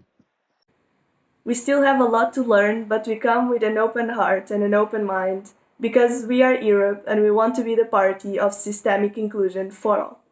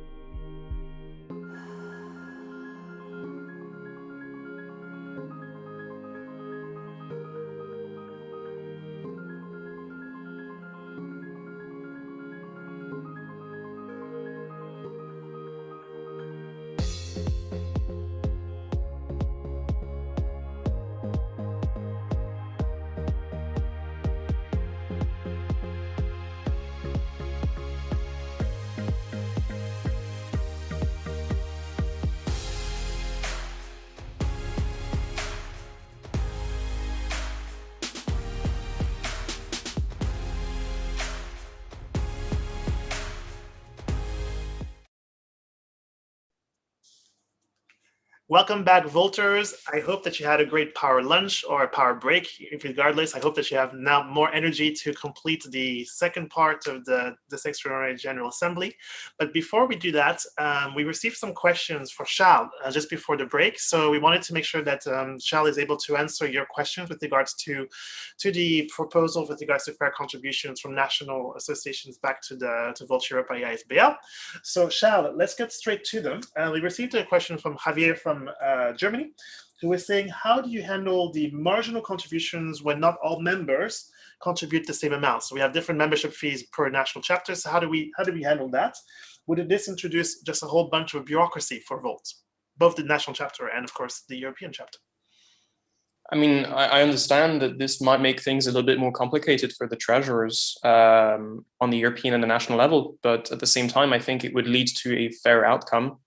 I think the way you would tackle this, if you're talking about the different contributions of different countries, I think you would just take into account the contributions of countries and take the percentage of that. And that's fair because, well, the purchasing power of people in Germany isn't necessarily the same as the purchasing power of people in Bulgaria, so you can't ask for the same thing. But then I'm not sure if what he's talking about is also potentially the different contributions of members in the same country. Because I think Germany actually doesn't have like the same contribution for everyone. It's, I think, a percentage of their income, as far as I understand. And so for this, I would argue that we should just take the total contributions, make an average, and then, base it off that. And that would ensure that we have also a fair outcome. As far as I know, I think you interpreted that correctly. In case we haven't, then Javier, just make sure to quickly type in a follow-up question. We had a question from Kathleen from the Netherlands, who is saying that personally they like the idea with regards to the tiering of the contribution, but it was mentioned that some national organizations get funding from other sources rather than just membership fees. So the solution proposed does not seem to account for those alternative kind of financing sources. Shouldn't also these sources be used or included in that total calculation somehow? That's a really interesting question. And I would, to some extent, agree with her. The only exception I would give is for donations, especially when you consider that usually those donations are made within the context of national elections. So if Volt Europa were to ask for a percentage of those donations that are made to help, a national or a local campaign, I think that might be a bit demotivating for people. But for example, when we're talking about the merchandise store that different countries have, that is definitely something we could consider in the future. It's just that, this proposal couldn't include everything. I think it's a step in the right direction, but I don't necessarily think it's, the ultimate destination. Hopefully there are more reforms that can come in the future to make it even more fair. Clear. So it's really like it's a living process that we're going to keep on adjusting and improving. Mark Hoonan from Netherlands asked, what is your proposal number? This is vote number 12. So vote 11 was retracted. So this is vote number 12. So make sure that you're voting for the right thing. Fred from Netherlands asks, or rather, I think he advises us to stay away from this concept of net contributors, as this was the main argument for Brexit. So he supposes that the Dutch and or the Belgian national chapters, as example, can donate some money to the Spanish chapter once the level is reached in terms of the percentage. So that was a suggestion or an idea from Fred. On that, is there any just to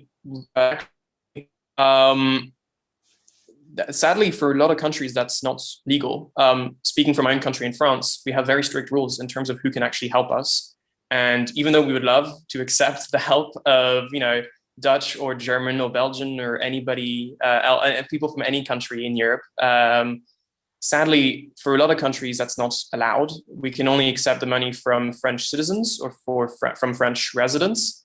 We have public authorities which check our financial accounts every year. And if they see any irregularities, we could get in a lot of legal trouble. So it would be great if that was possible. And hopefully we can reform the European Union to make that legal someday. But right now, we don't really have as much of a European democracy as we would like to. If only there was a pan-European movement which could be formed to create some changes in this particular regard. If only. We had a question from Kai from Germany, who says, first of all, a huge thanks for this proposed amendment, and also congratulates you on a very clear explanatory document.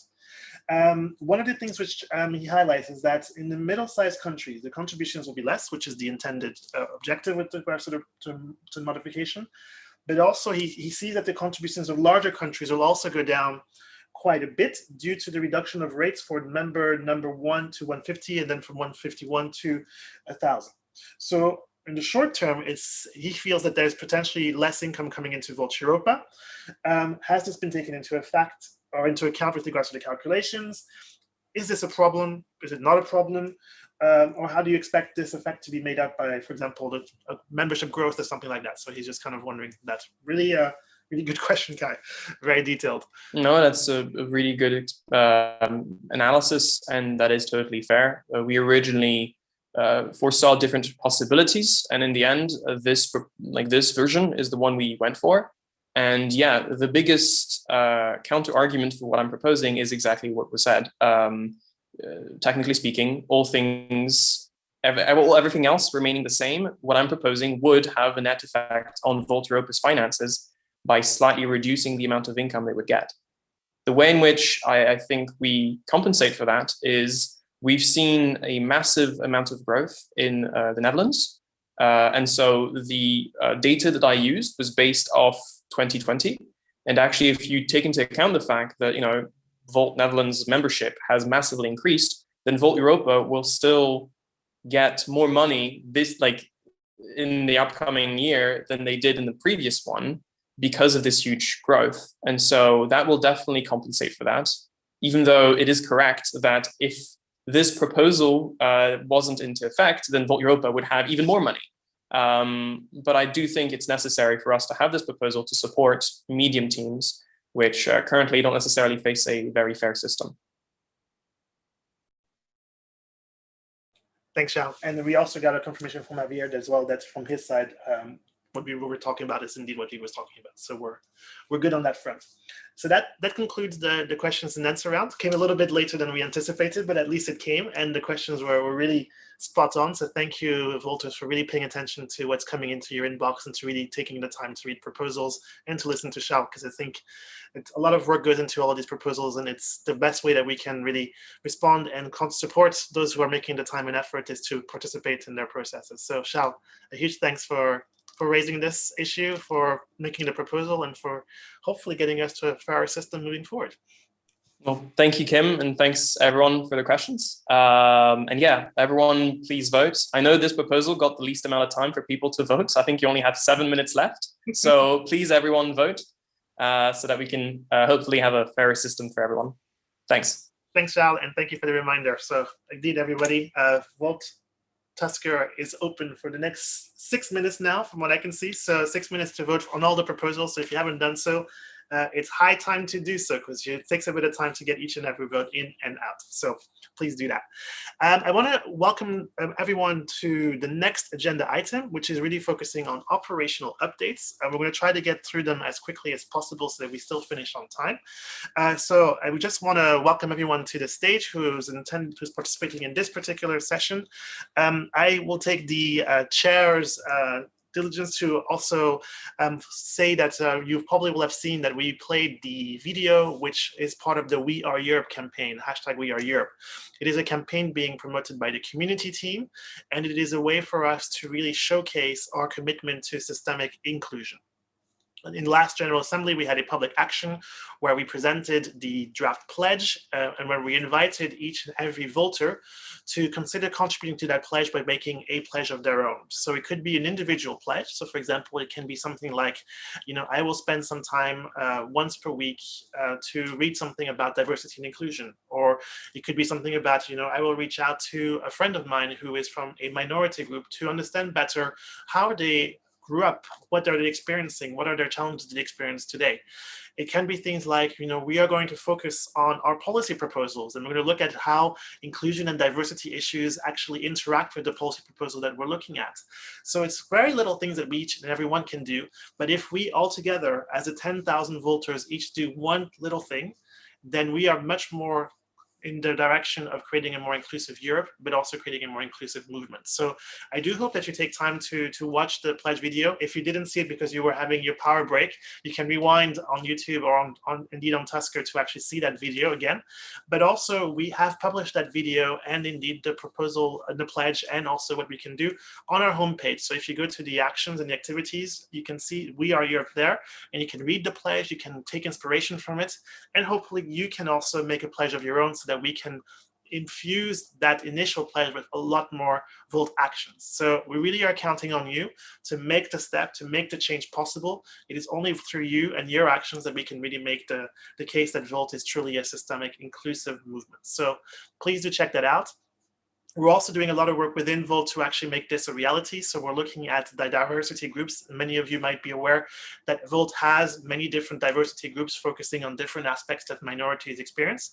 And we're actually going to be initiating a proposal adopted by the board back in autumn, so it's already been a while, which really elevates these diversity groups to formal community groups within the Volt structure. So we're really excited to be taking the diversity groups which were established back in 2019 to the next level.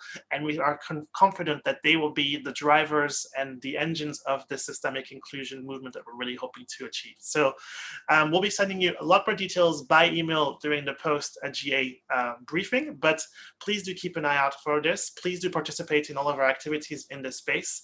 And just a huge warm congratulations to the European Community team who have been really spearheading all of this effort. They're organizing a lot of sessions which are helping us to learn better, to connect better, to empower individuals more. And I think their work really has to be applauded because it's one piece of work that Volt has to get right. And if we do, then we are really on our way to making politics different.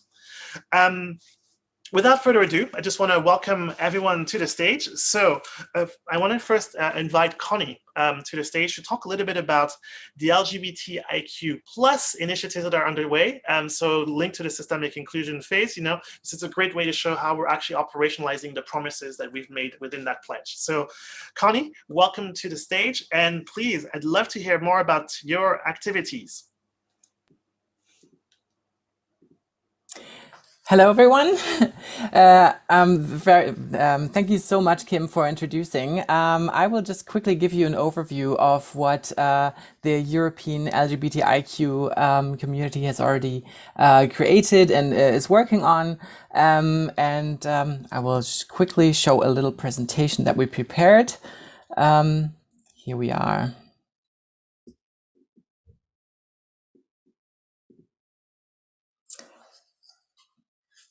All right, I hope you can see it. Again, so we are the European level LGBTIAQ group, and we want to help make Volt inclusive and, of course, proud. Just a short introduction, the team that we just were able to create in the last couple of months. Of course, Olga had been spearheading the effort up till then, and now we were very happy to include further members to our leadership team, which are Giovanni and Dan, and also when I joined. Of course, that's not all of us. We have about 286 other members, and we're very, very happy for everyone who's joining us and helping our efforts. A quick introduction to our purpose. These are sort of our core tenets that we have put down. The first thing that we are doing is we're trying to create a very welcoming environment for all LGBTIAQ and other people across the movement. We also are trying to support and champion policies that further LGBTIAQ rights across all chapters and, of course, on the European level.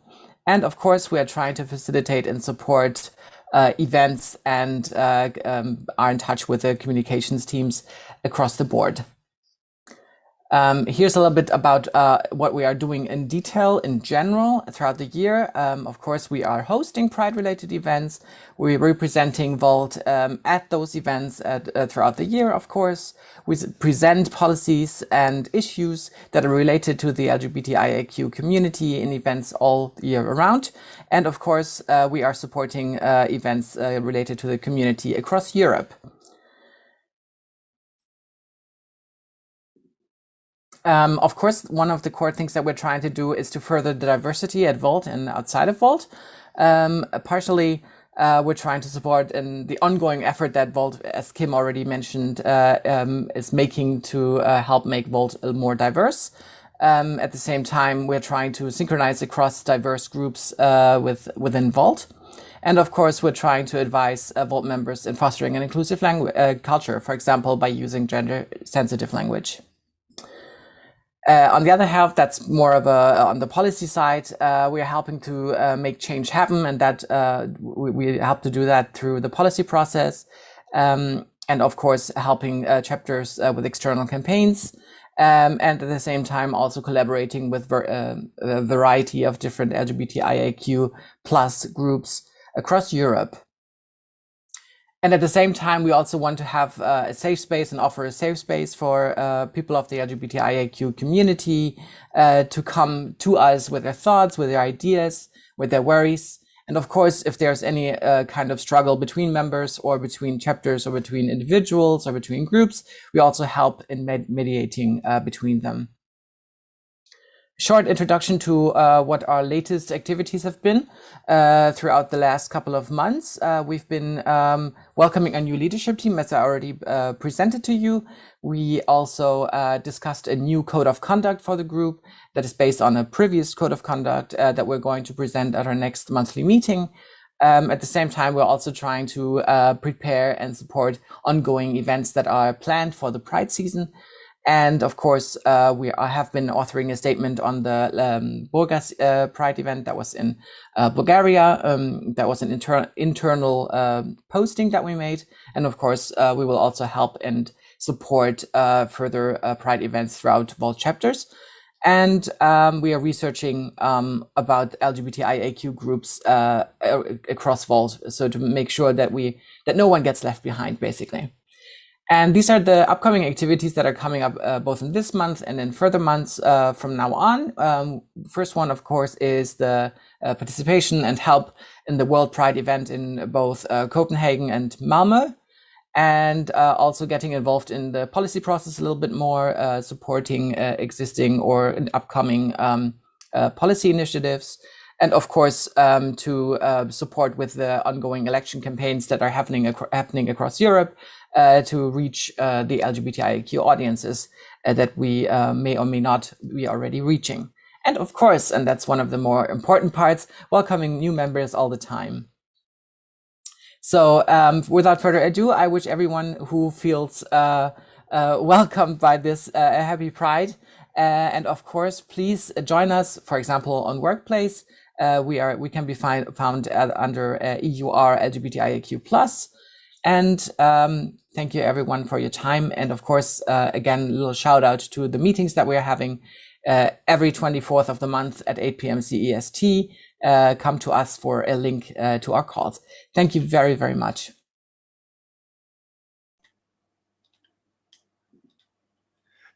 Thank you, Connie. And it's really amazing to see how active community groups can actually be and how many things that they're busy with. And also, it's really, for those of you who might not know, a lot of the community groups are indeed open to participants who may be or not be from that particular group. So exactly. Community groups are open to allies as well. Not all of them, but that's a choice that each community group can make. But certainly the LGBTIQA+ one is certainly open to allies. So feel free to consider joining them.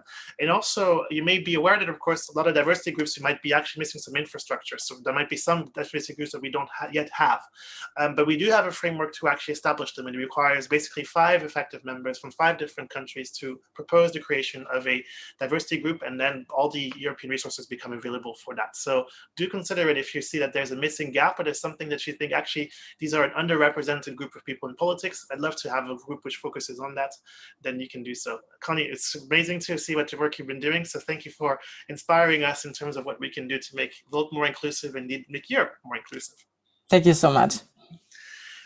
Linked to this is also how do we create safe spaces? How do we ensure that we have positive conversations, and also ones which lead to more discursive outcomes? And linked to that, I think, is really the whole question which we've had, which is around debating cultures. So I'm really pleased to welcome Conrad to the stage to talk a little bit about how we improve the situation within Volt, and how do we ensure that we have, a very positive and constructive debating culture. So Conrad, welcome to the stage, and please do tell us more about the initiative. Thank you, Kim. And you are doing a lot of creating a better debating culture within Volt. Hello, fellow Volters. I'm quite happy to talk about debating culture because it's something very close to my chest. But the actual credit goes to Chiara and Chris, who are at the backstage, making sure that this whole event here runs flawless. But they have really taken this idea, which is a strategic priority of Volt, to a concrete action. Just briefly, why do we have to work on a debating culture? The answer is very simple. We are a pan-European party. And we start out with a lot of enthusiasm and common shared vision. But as we grow and as we dig deeper, we also realize there are differences.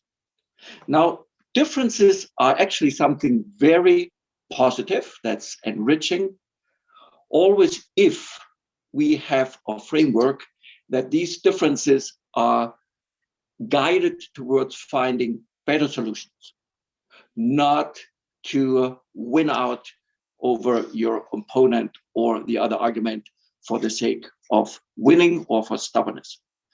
And in the first concrete debating culture event on March 24th, we had a beautiful opportunity to practice this mindset. And I would sort of say you could summarize that mindset as listening with an open will. That means you are ready to actually learn and, if convinced, change your view.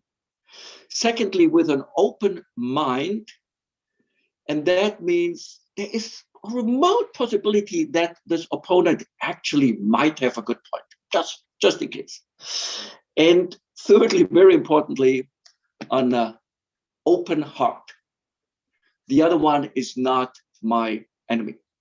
And so we started actually this March 24th with a little exercise, closing your eyes, going inside, feeling the passion which you have for being at Volt, for creating a better Europe.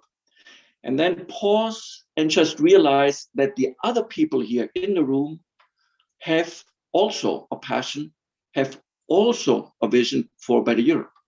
They can't be your opponent, they can't be bad people, but perhaps people from whom to learn. And so with that mindset, the events team is now looking at the next stages. One is to take this debating format to the local level.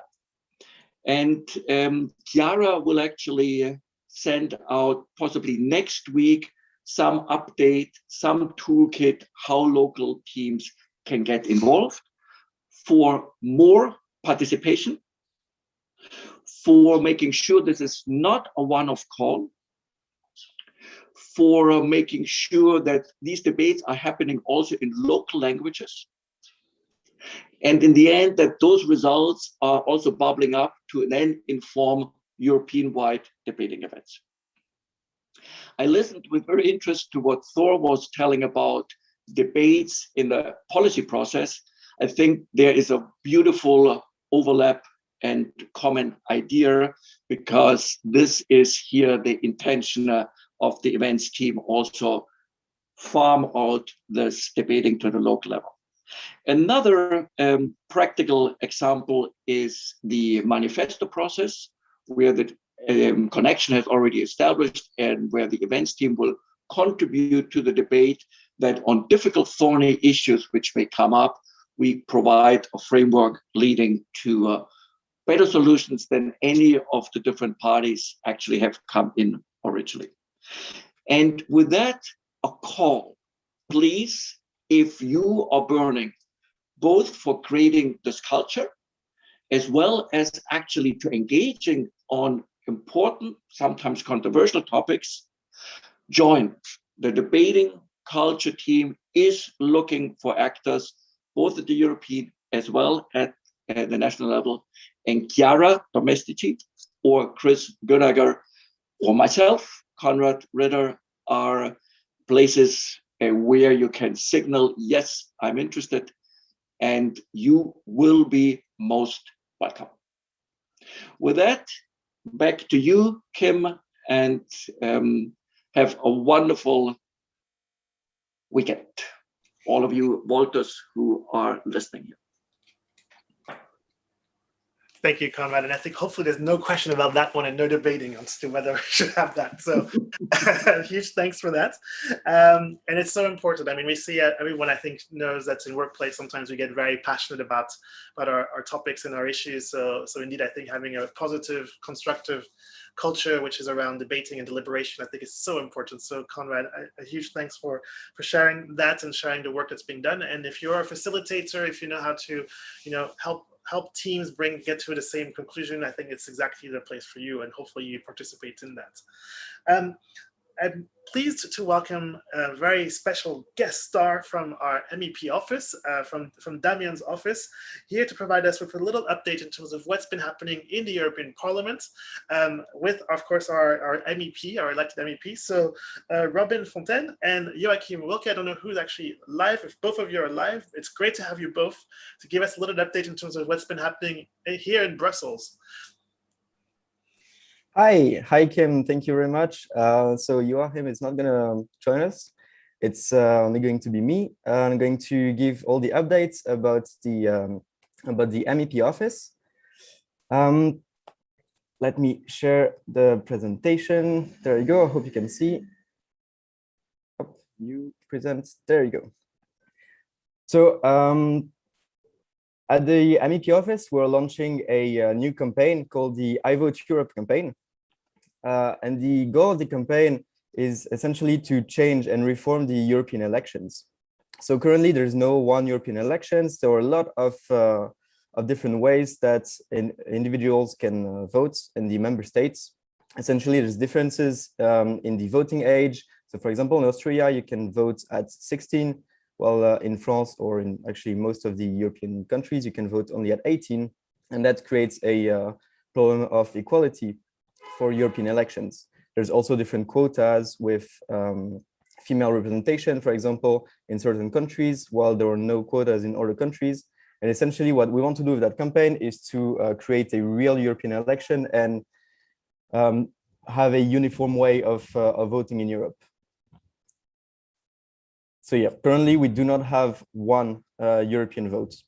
And this really needs to change because that creates a big problem. Currently at the European Parliament, no one really knows who their MEP is. I mean, obviously we know Damian because we're really engaged, but most of the time we actually don't know a lot of the people who represent us in the European Parliament. And this is a real shame because they're taking a lot of very important decisions for us. And that's a bit sad if we actually don't know them at all. So the way we want to change it is really to make our democracy in Europe evolve by reforming the way we vote in Europe and essentially for whom we vote. We really want to have real European elections with similar rules, similar standards, and actually properly create European politics. Currently, we do not have European politicians. We have a lot of national politicians running for the European office. So we really want to change this status quo and achieving something that's we really never did before. So our objective for the campaign is to make the elections truly European, set minimum standards for electoral law across the Union, give European citizens a real European vote with the European constituency, essentially not voting for your national politicians, but for real European politicians running for European lists. We want to strengthen European democracy by facilitating the approach and innovation with your MEPs. So essentially having them a bit easier to connect to. And establish a code of conduct to choose the candidates that would be common all across Europe. All Europeans should be represented and make sure that our elections are gender balanced and very much in the Volt spirits that we presented earlier. Make sure that everyone is properly represented and that we have inclusive representation. So to talk a bit about the timing of our campaign, because this is a very long campaign, we have been working on it for quite some time now, and we are launching this Monday, so on the 7th. So you can check our website for all the information. And essentially, it's a campaign that's going to take place from now up until the European elections, because the point is not just to reform and change the regulations, is to make sure that it's properly implemented and that things really change, and that European politics become really at the center stage of politics, even in all the member states. By first, obviously, focusing on the EU and Brussels. So we do not want to have only a EU bubble and Brussels bubble politics, but essentially, if we want to reform the elections, a lot of it is going to happen there. But we are launching two separate parts of the campaign. So one is more focused on advocacy at the EU level, on the Brussels bubble, essentially at the parliament, making sure that we engage with the politicians, and at the same time, making sure that we include everyone across Europe by engaging, creating some local events, and making sure we reach out to relevant people all across the EU. And yeah, our message is to create a real unified European election and essentially changing the way we vote right now for Europe.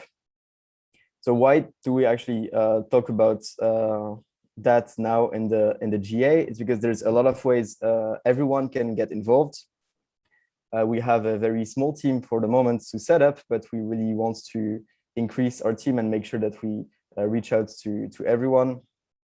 We have a website, ivoteeurope.eu, where you can find all the information. And on the 7th, on Monday, we are launching a lot of possibilities to sign up as a volunteer and also to reach out to your MEP. So we facilitate the way you can reach out to your representative at the European Parliament and engaging with them.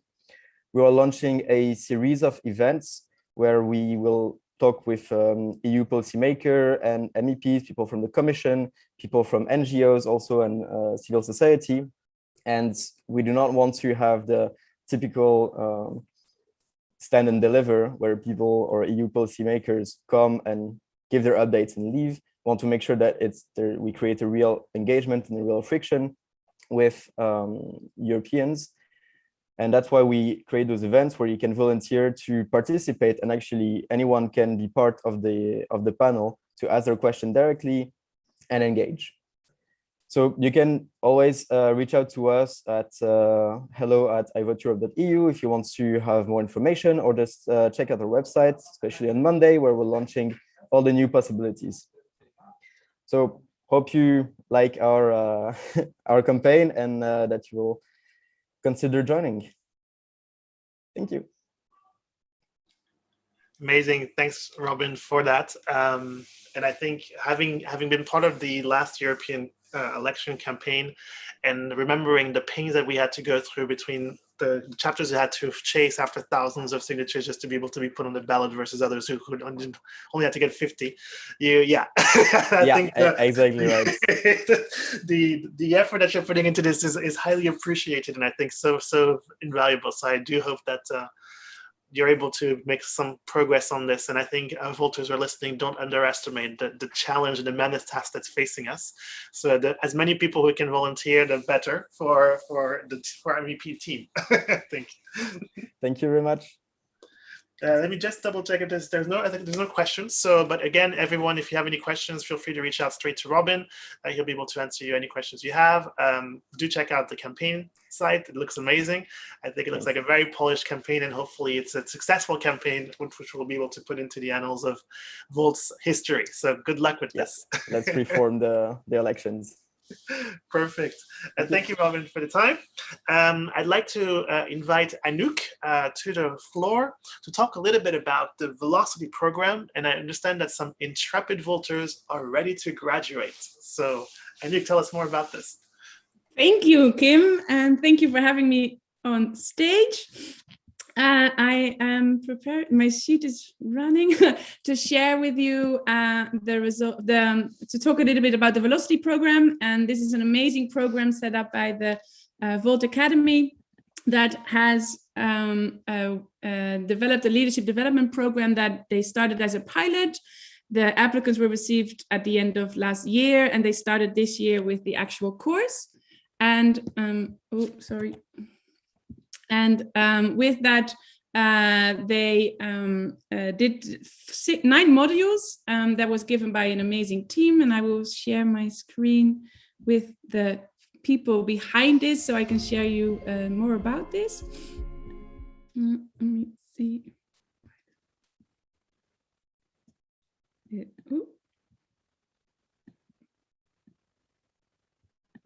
Sorry for my screen being slow. And while you're waiting for my screen to actually do it, I don't know.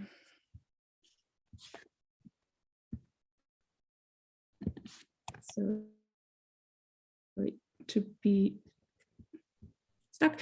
So program, let me share. Program was developed by the Academy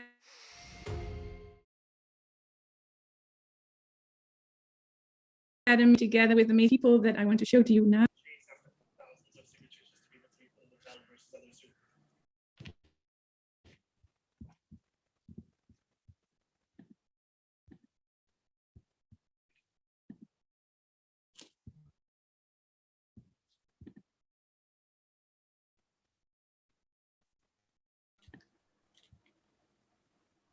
Sorry, everyone. Anouk is experiencing some technical issues, so she's breaking up, unfortunately. Just wanted to highlight, we're going to try to share the slides highlighting who has actually graduated in a second. So please give us a few minutes just to be able to sort that out.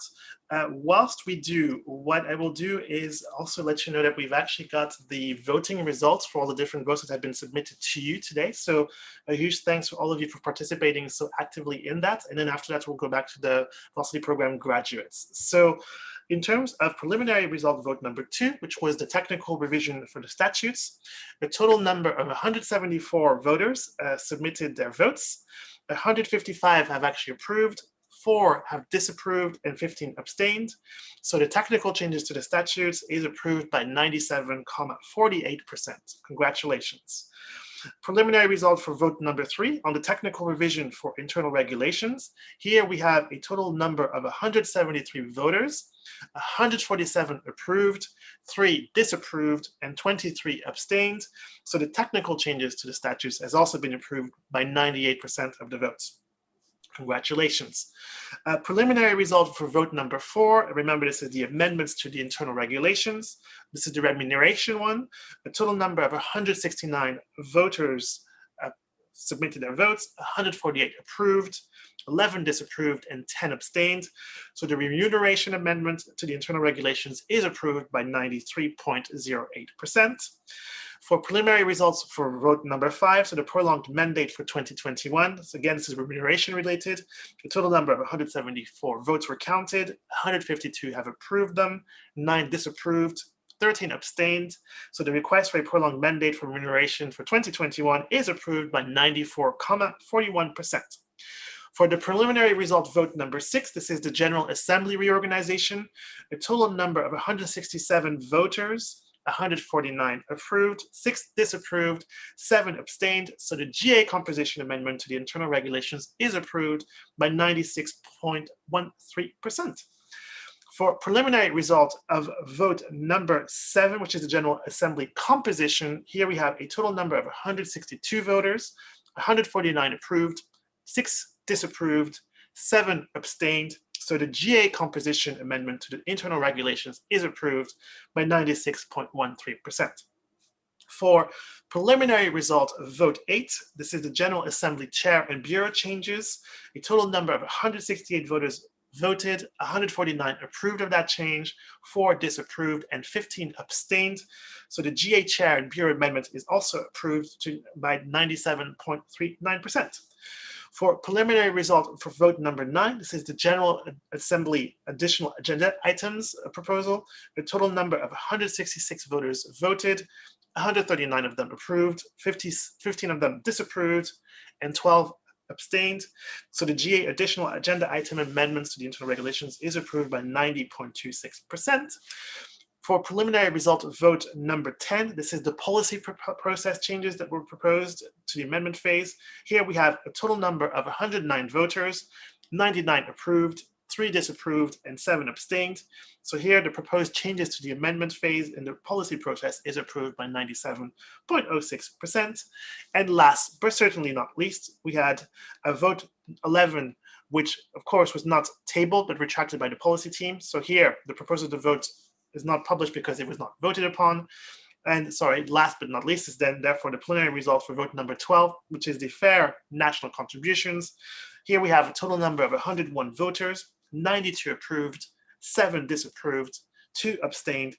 So the proposed changes to the member fee contribution by the national chapters is therefore approved by 92.93%, and therefore the General Assembly has approved each and every single proposal put to it. So thank you very much everyone for voting. Thank you very much for your contributions. And Anouk, I don't know if your systems is back online and you're able to share with us the graduates for the Velocity program.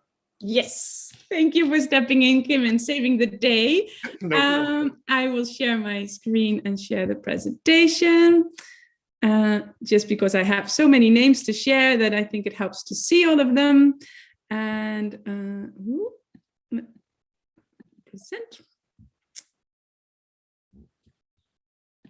Yeah.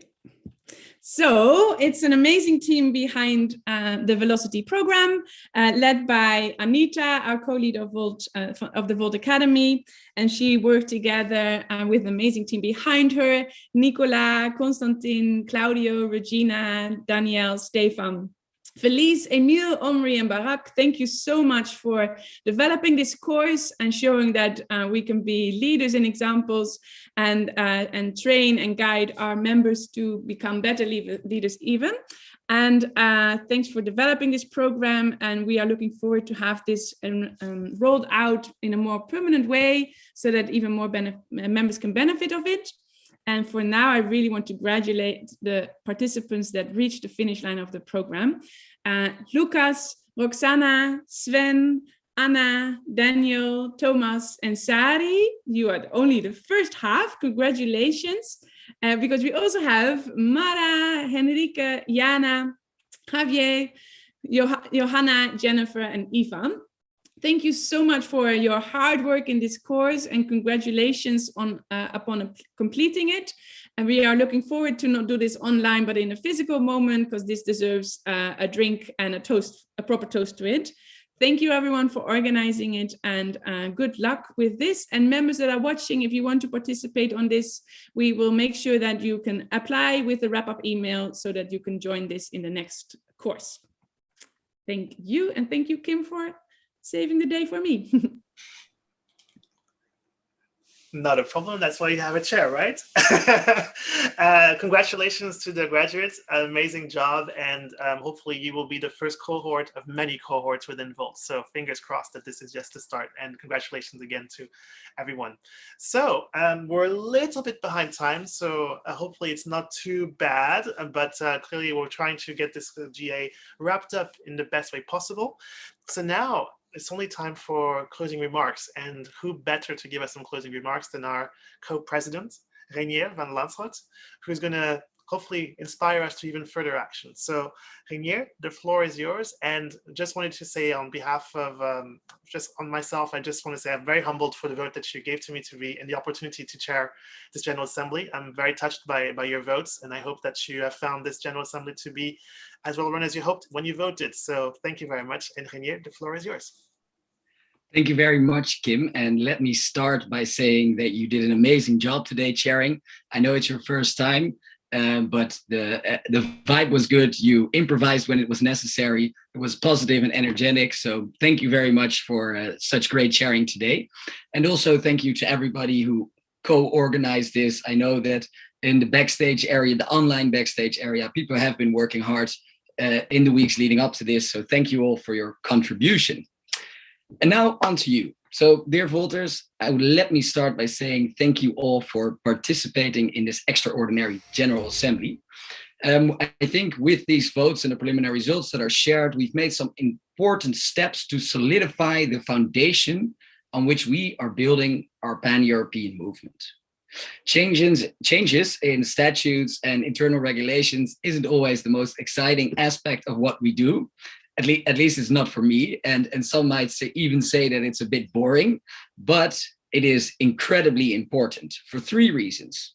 Firstly, because it defines how we work together. But secondly, our vision for Volt is that we want to lead by example to foster a united federal Europe.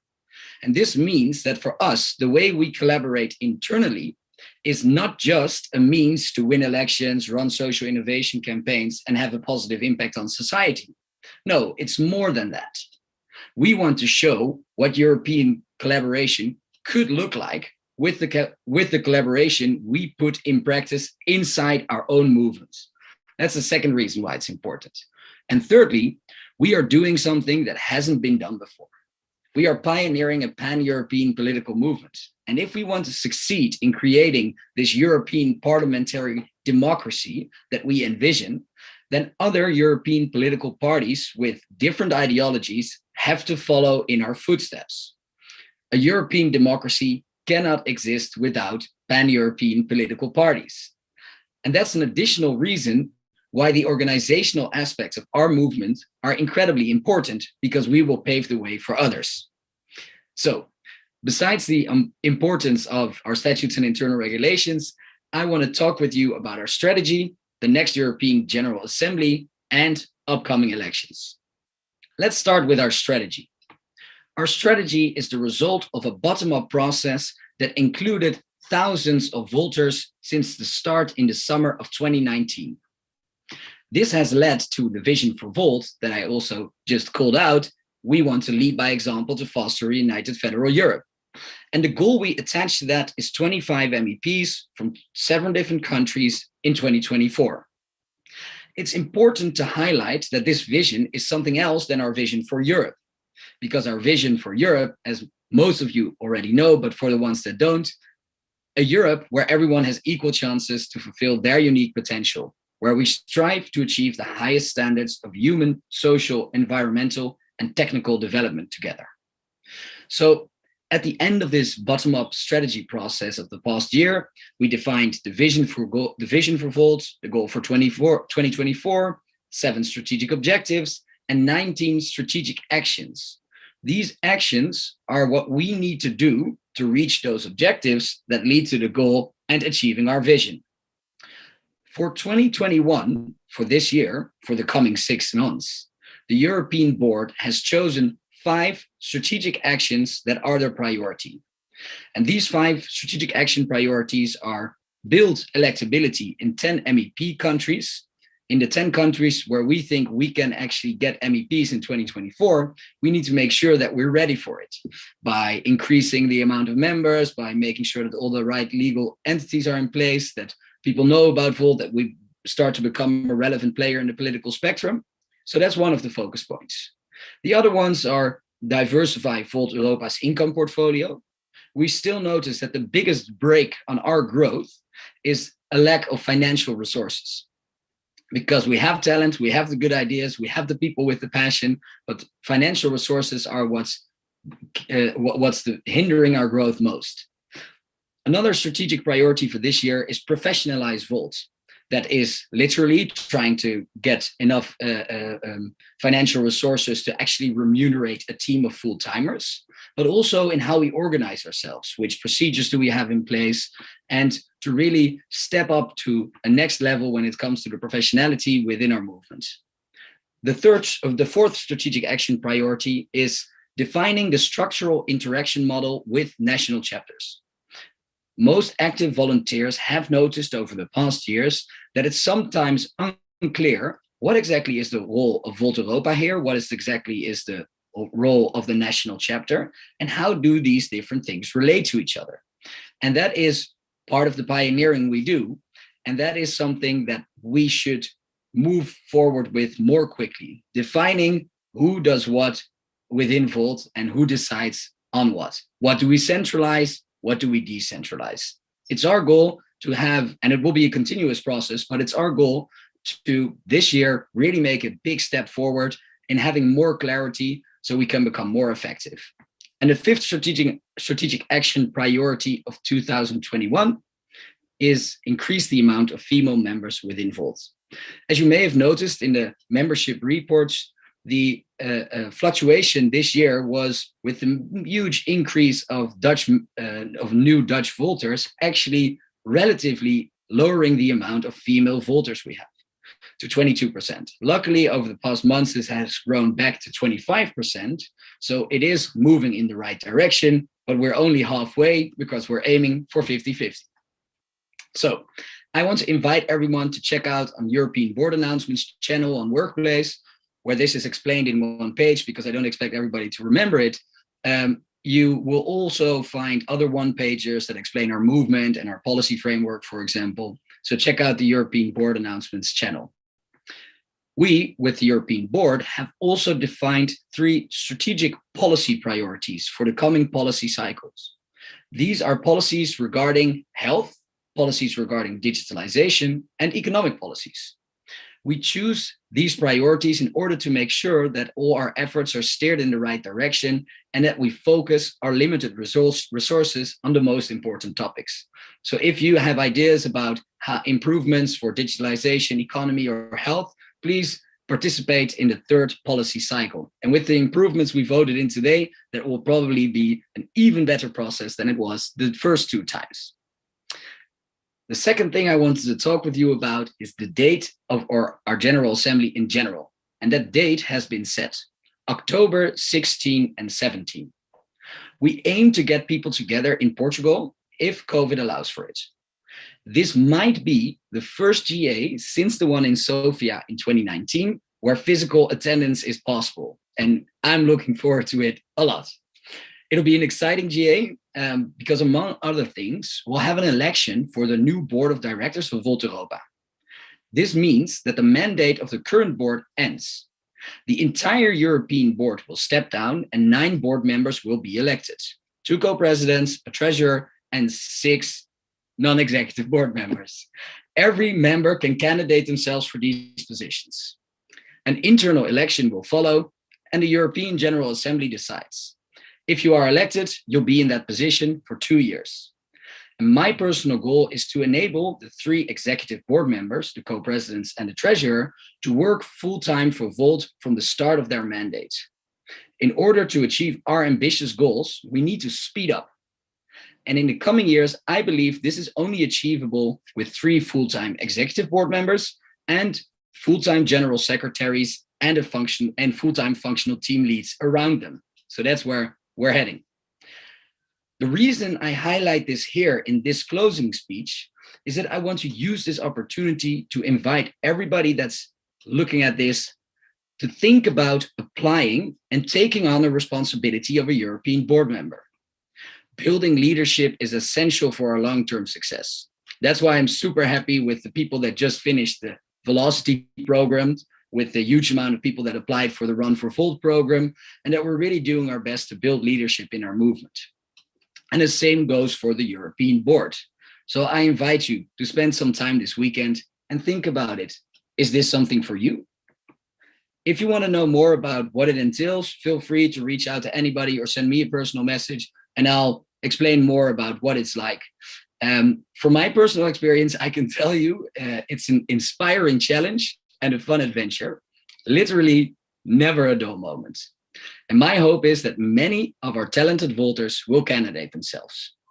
More about the General Assembly and about the new board elections will follow, but you can read about, but you can already put the dates in your calendar. So 16 and 17 of October, fingers crossed, hopefully in Lisbon. So lastly, the upcoming elections. The last weeks have been very exciting for us. There's so much going on within our movement. Just last week, for example, we had Volt Romania, who had their first official GA and elected a new board. We had Volt Germany that had their important Parteitag, where they voted in their electoral program and elected the new lead candidates. Congratulations, Rebecca and Hans Gunther. Volt Bulgaria had their GA at the same time and also elected a new board. And what's noteworthy is that Volt Bulgaria will have national elections again on July 11. Earlier this year, on April 4, there was a national election in Bulgaria where we participated with a group of parties that fought against the corrupt government. Our group managed to reach the 4% threshold, but we've just missed the target to get individual Volt MPs into parliament. Because no government could be formed in Bulgaria, after that, there has to be a re-election on July 11. And you can imagine that a lot of things are happening at the same time, that at the end of a campaign, you have to 1.5 months later reassess if you want to run again and free up time again. So what exactly will follow is uncertain. But since so much has to happen in a short time, but July 11, Bulgarian national elections, we might play a role in that again as well. And then there are other elections coming up. In Italy, for example, we don't know when exactly they will take place because of COVID and dates have changed, but probably beginning of October. Local elections in Milan, in Bologna, in Torino, in Roma, in Trieste, and other places. And that's not the only elections. It keeps on going. We have local elections in Portugal this year. We're participating in Porto and Lisbon. And then there are regional elections in France, in Strasbourg, in Ile-de-France. And we have local elections in Denmark at the end of this year as well. So a lot is going on, and especially the German national elections on September 26.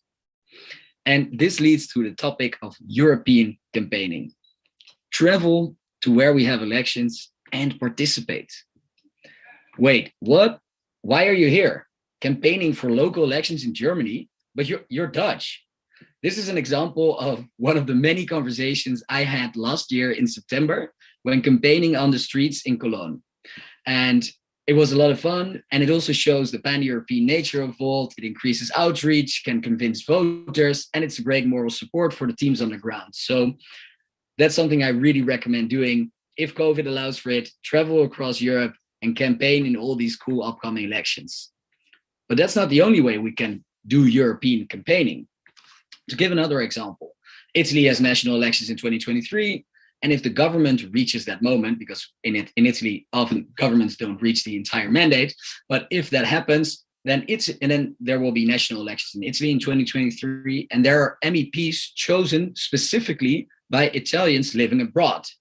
And you can imagine that we can more easily than others, reach out to the Italians living abroad. So during that elections, we'll encourage everyone to convince the Italians in their community to vote for Volt. And I think this is just one example of how we can really leverage our European aspect. Another one is if the community team helps to onboard new members quickly at the end of the campaign phase, because then usually a lot of members come in and try to activate them directly to increase our impact. And that's why it's great that we have the European Election Hub up and running now, and it will enable us to achieve more. So as soon as we can, in a safe way, I'm going to travel to Italy, to Germany, and support the election campaigns on the streets. And my hope is that I will see you there and that we can really campaign on the streets together for a future made in Europe. So thank you, everybody, and have a lovely weekend. Bye-bye.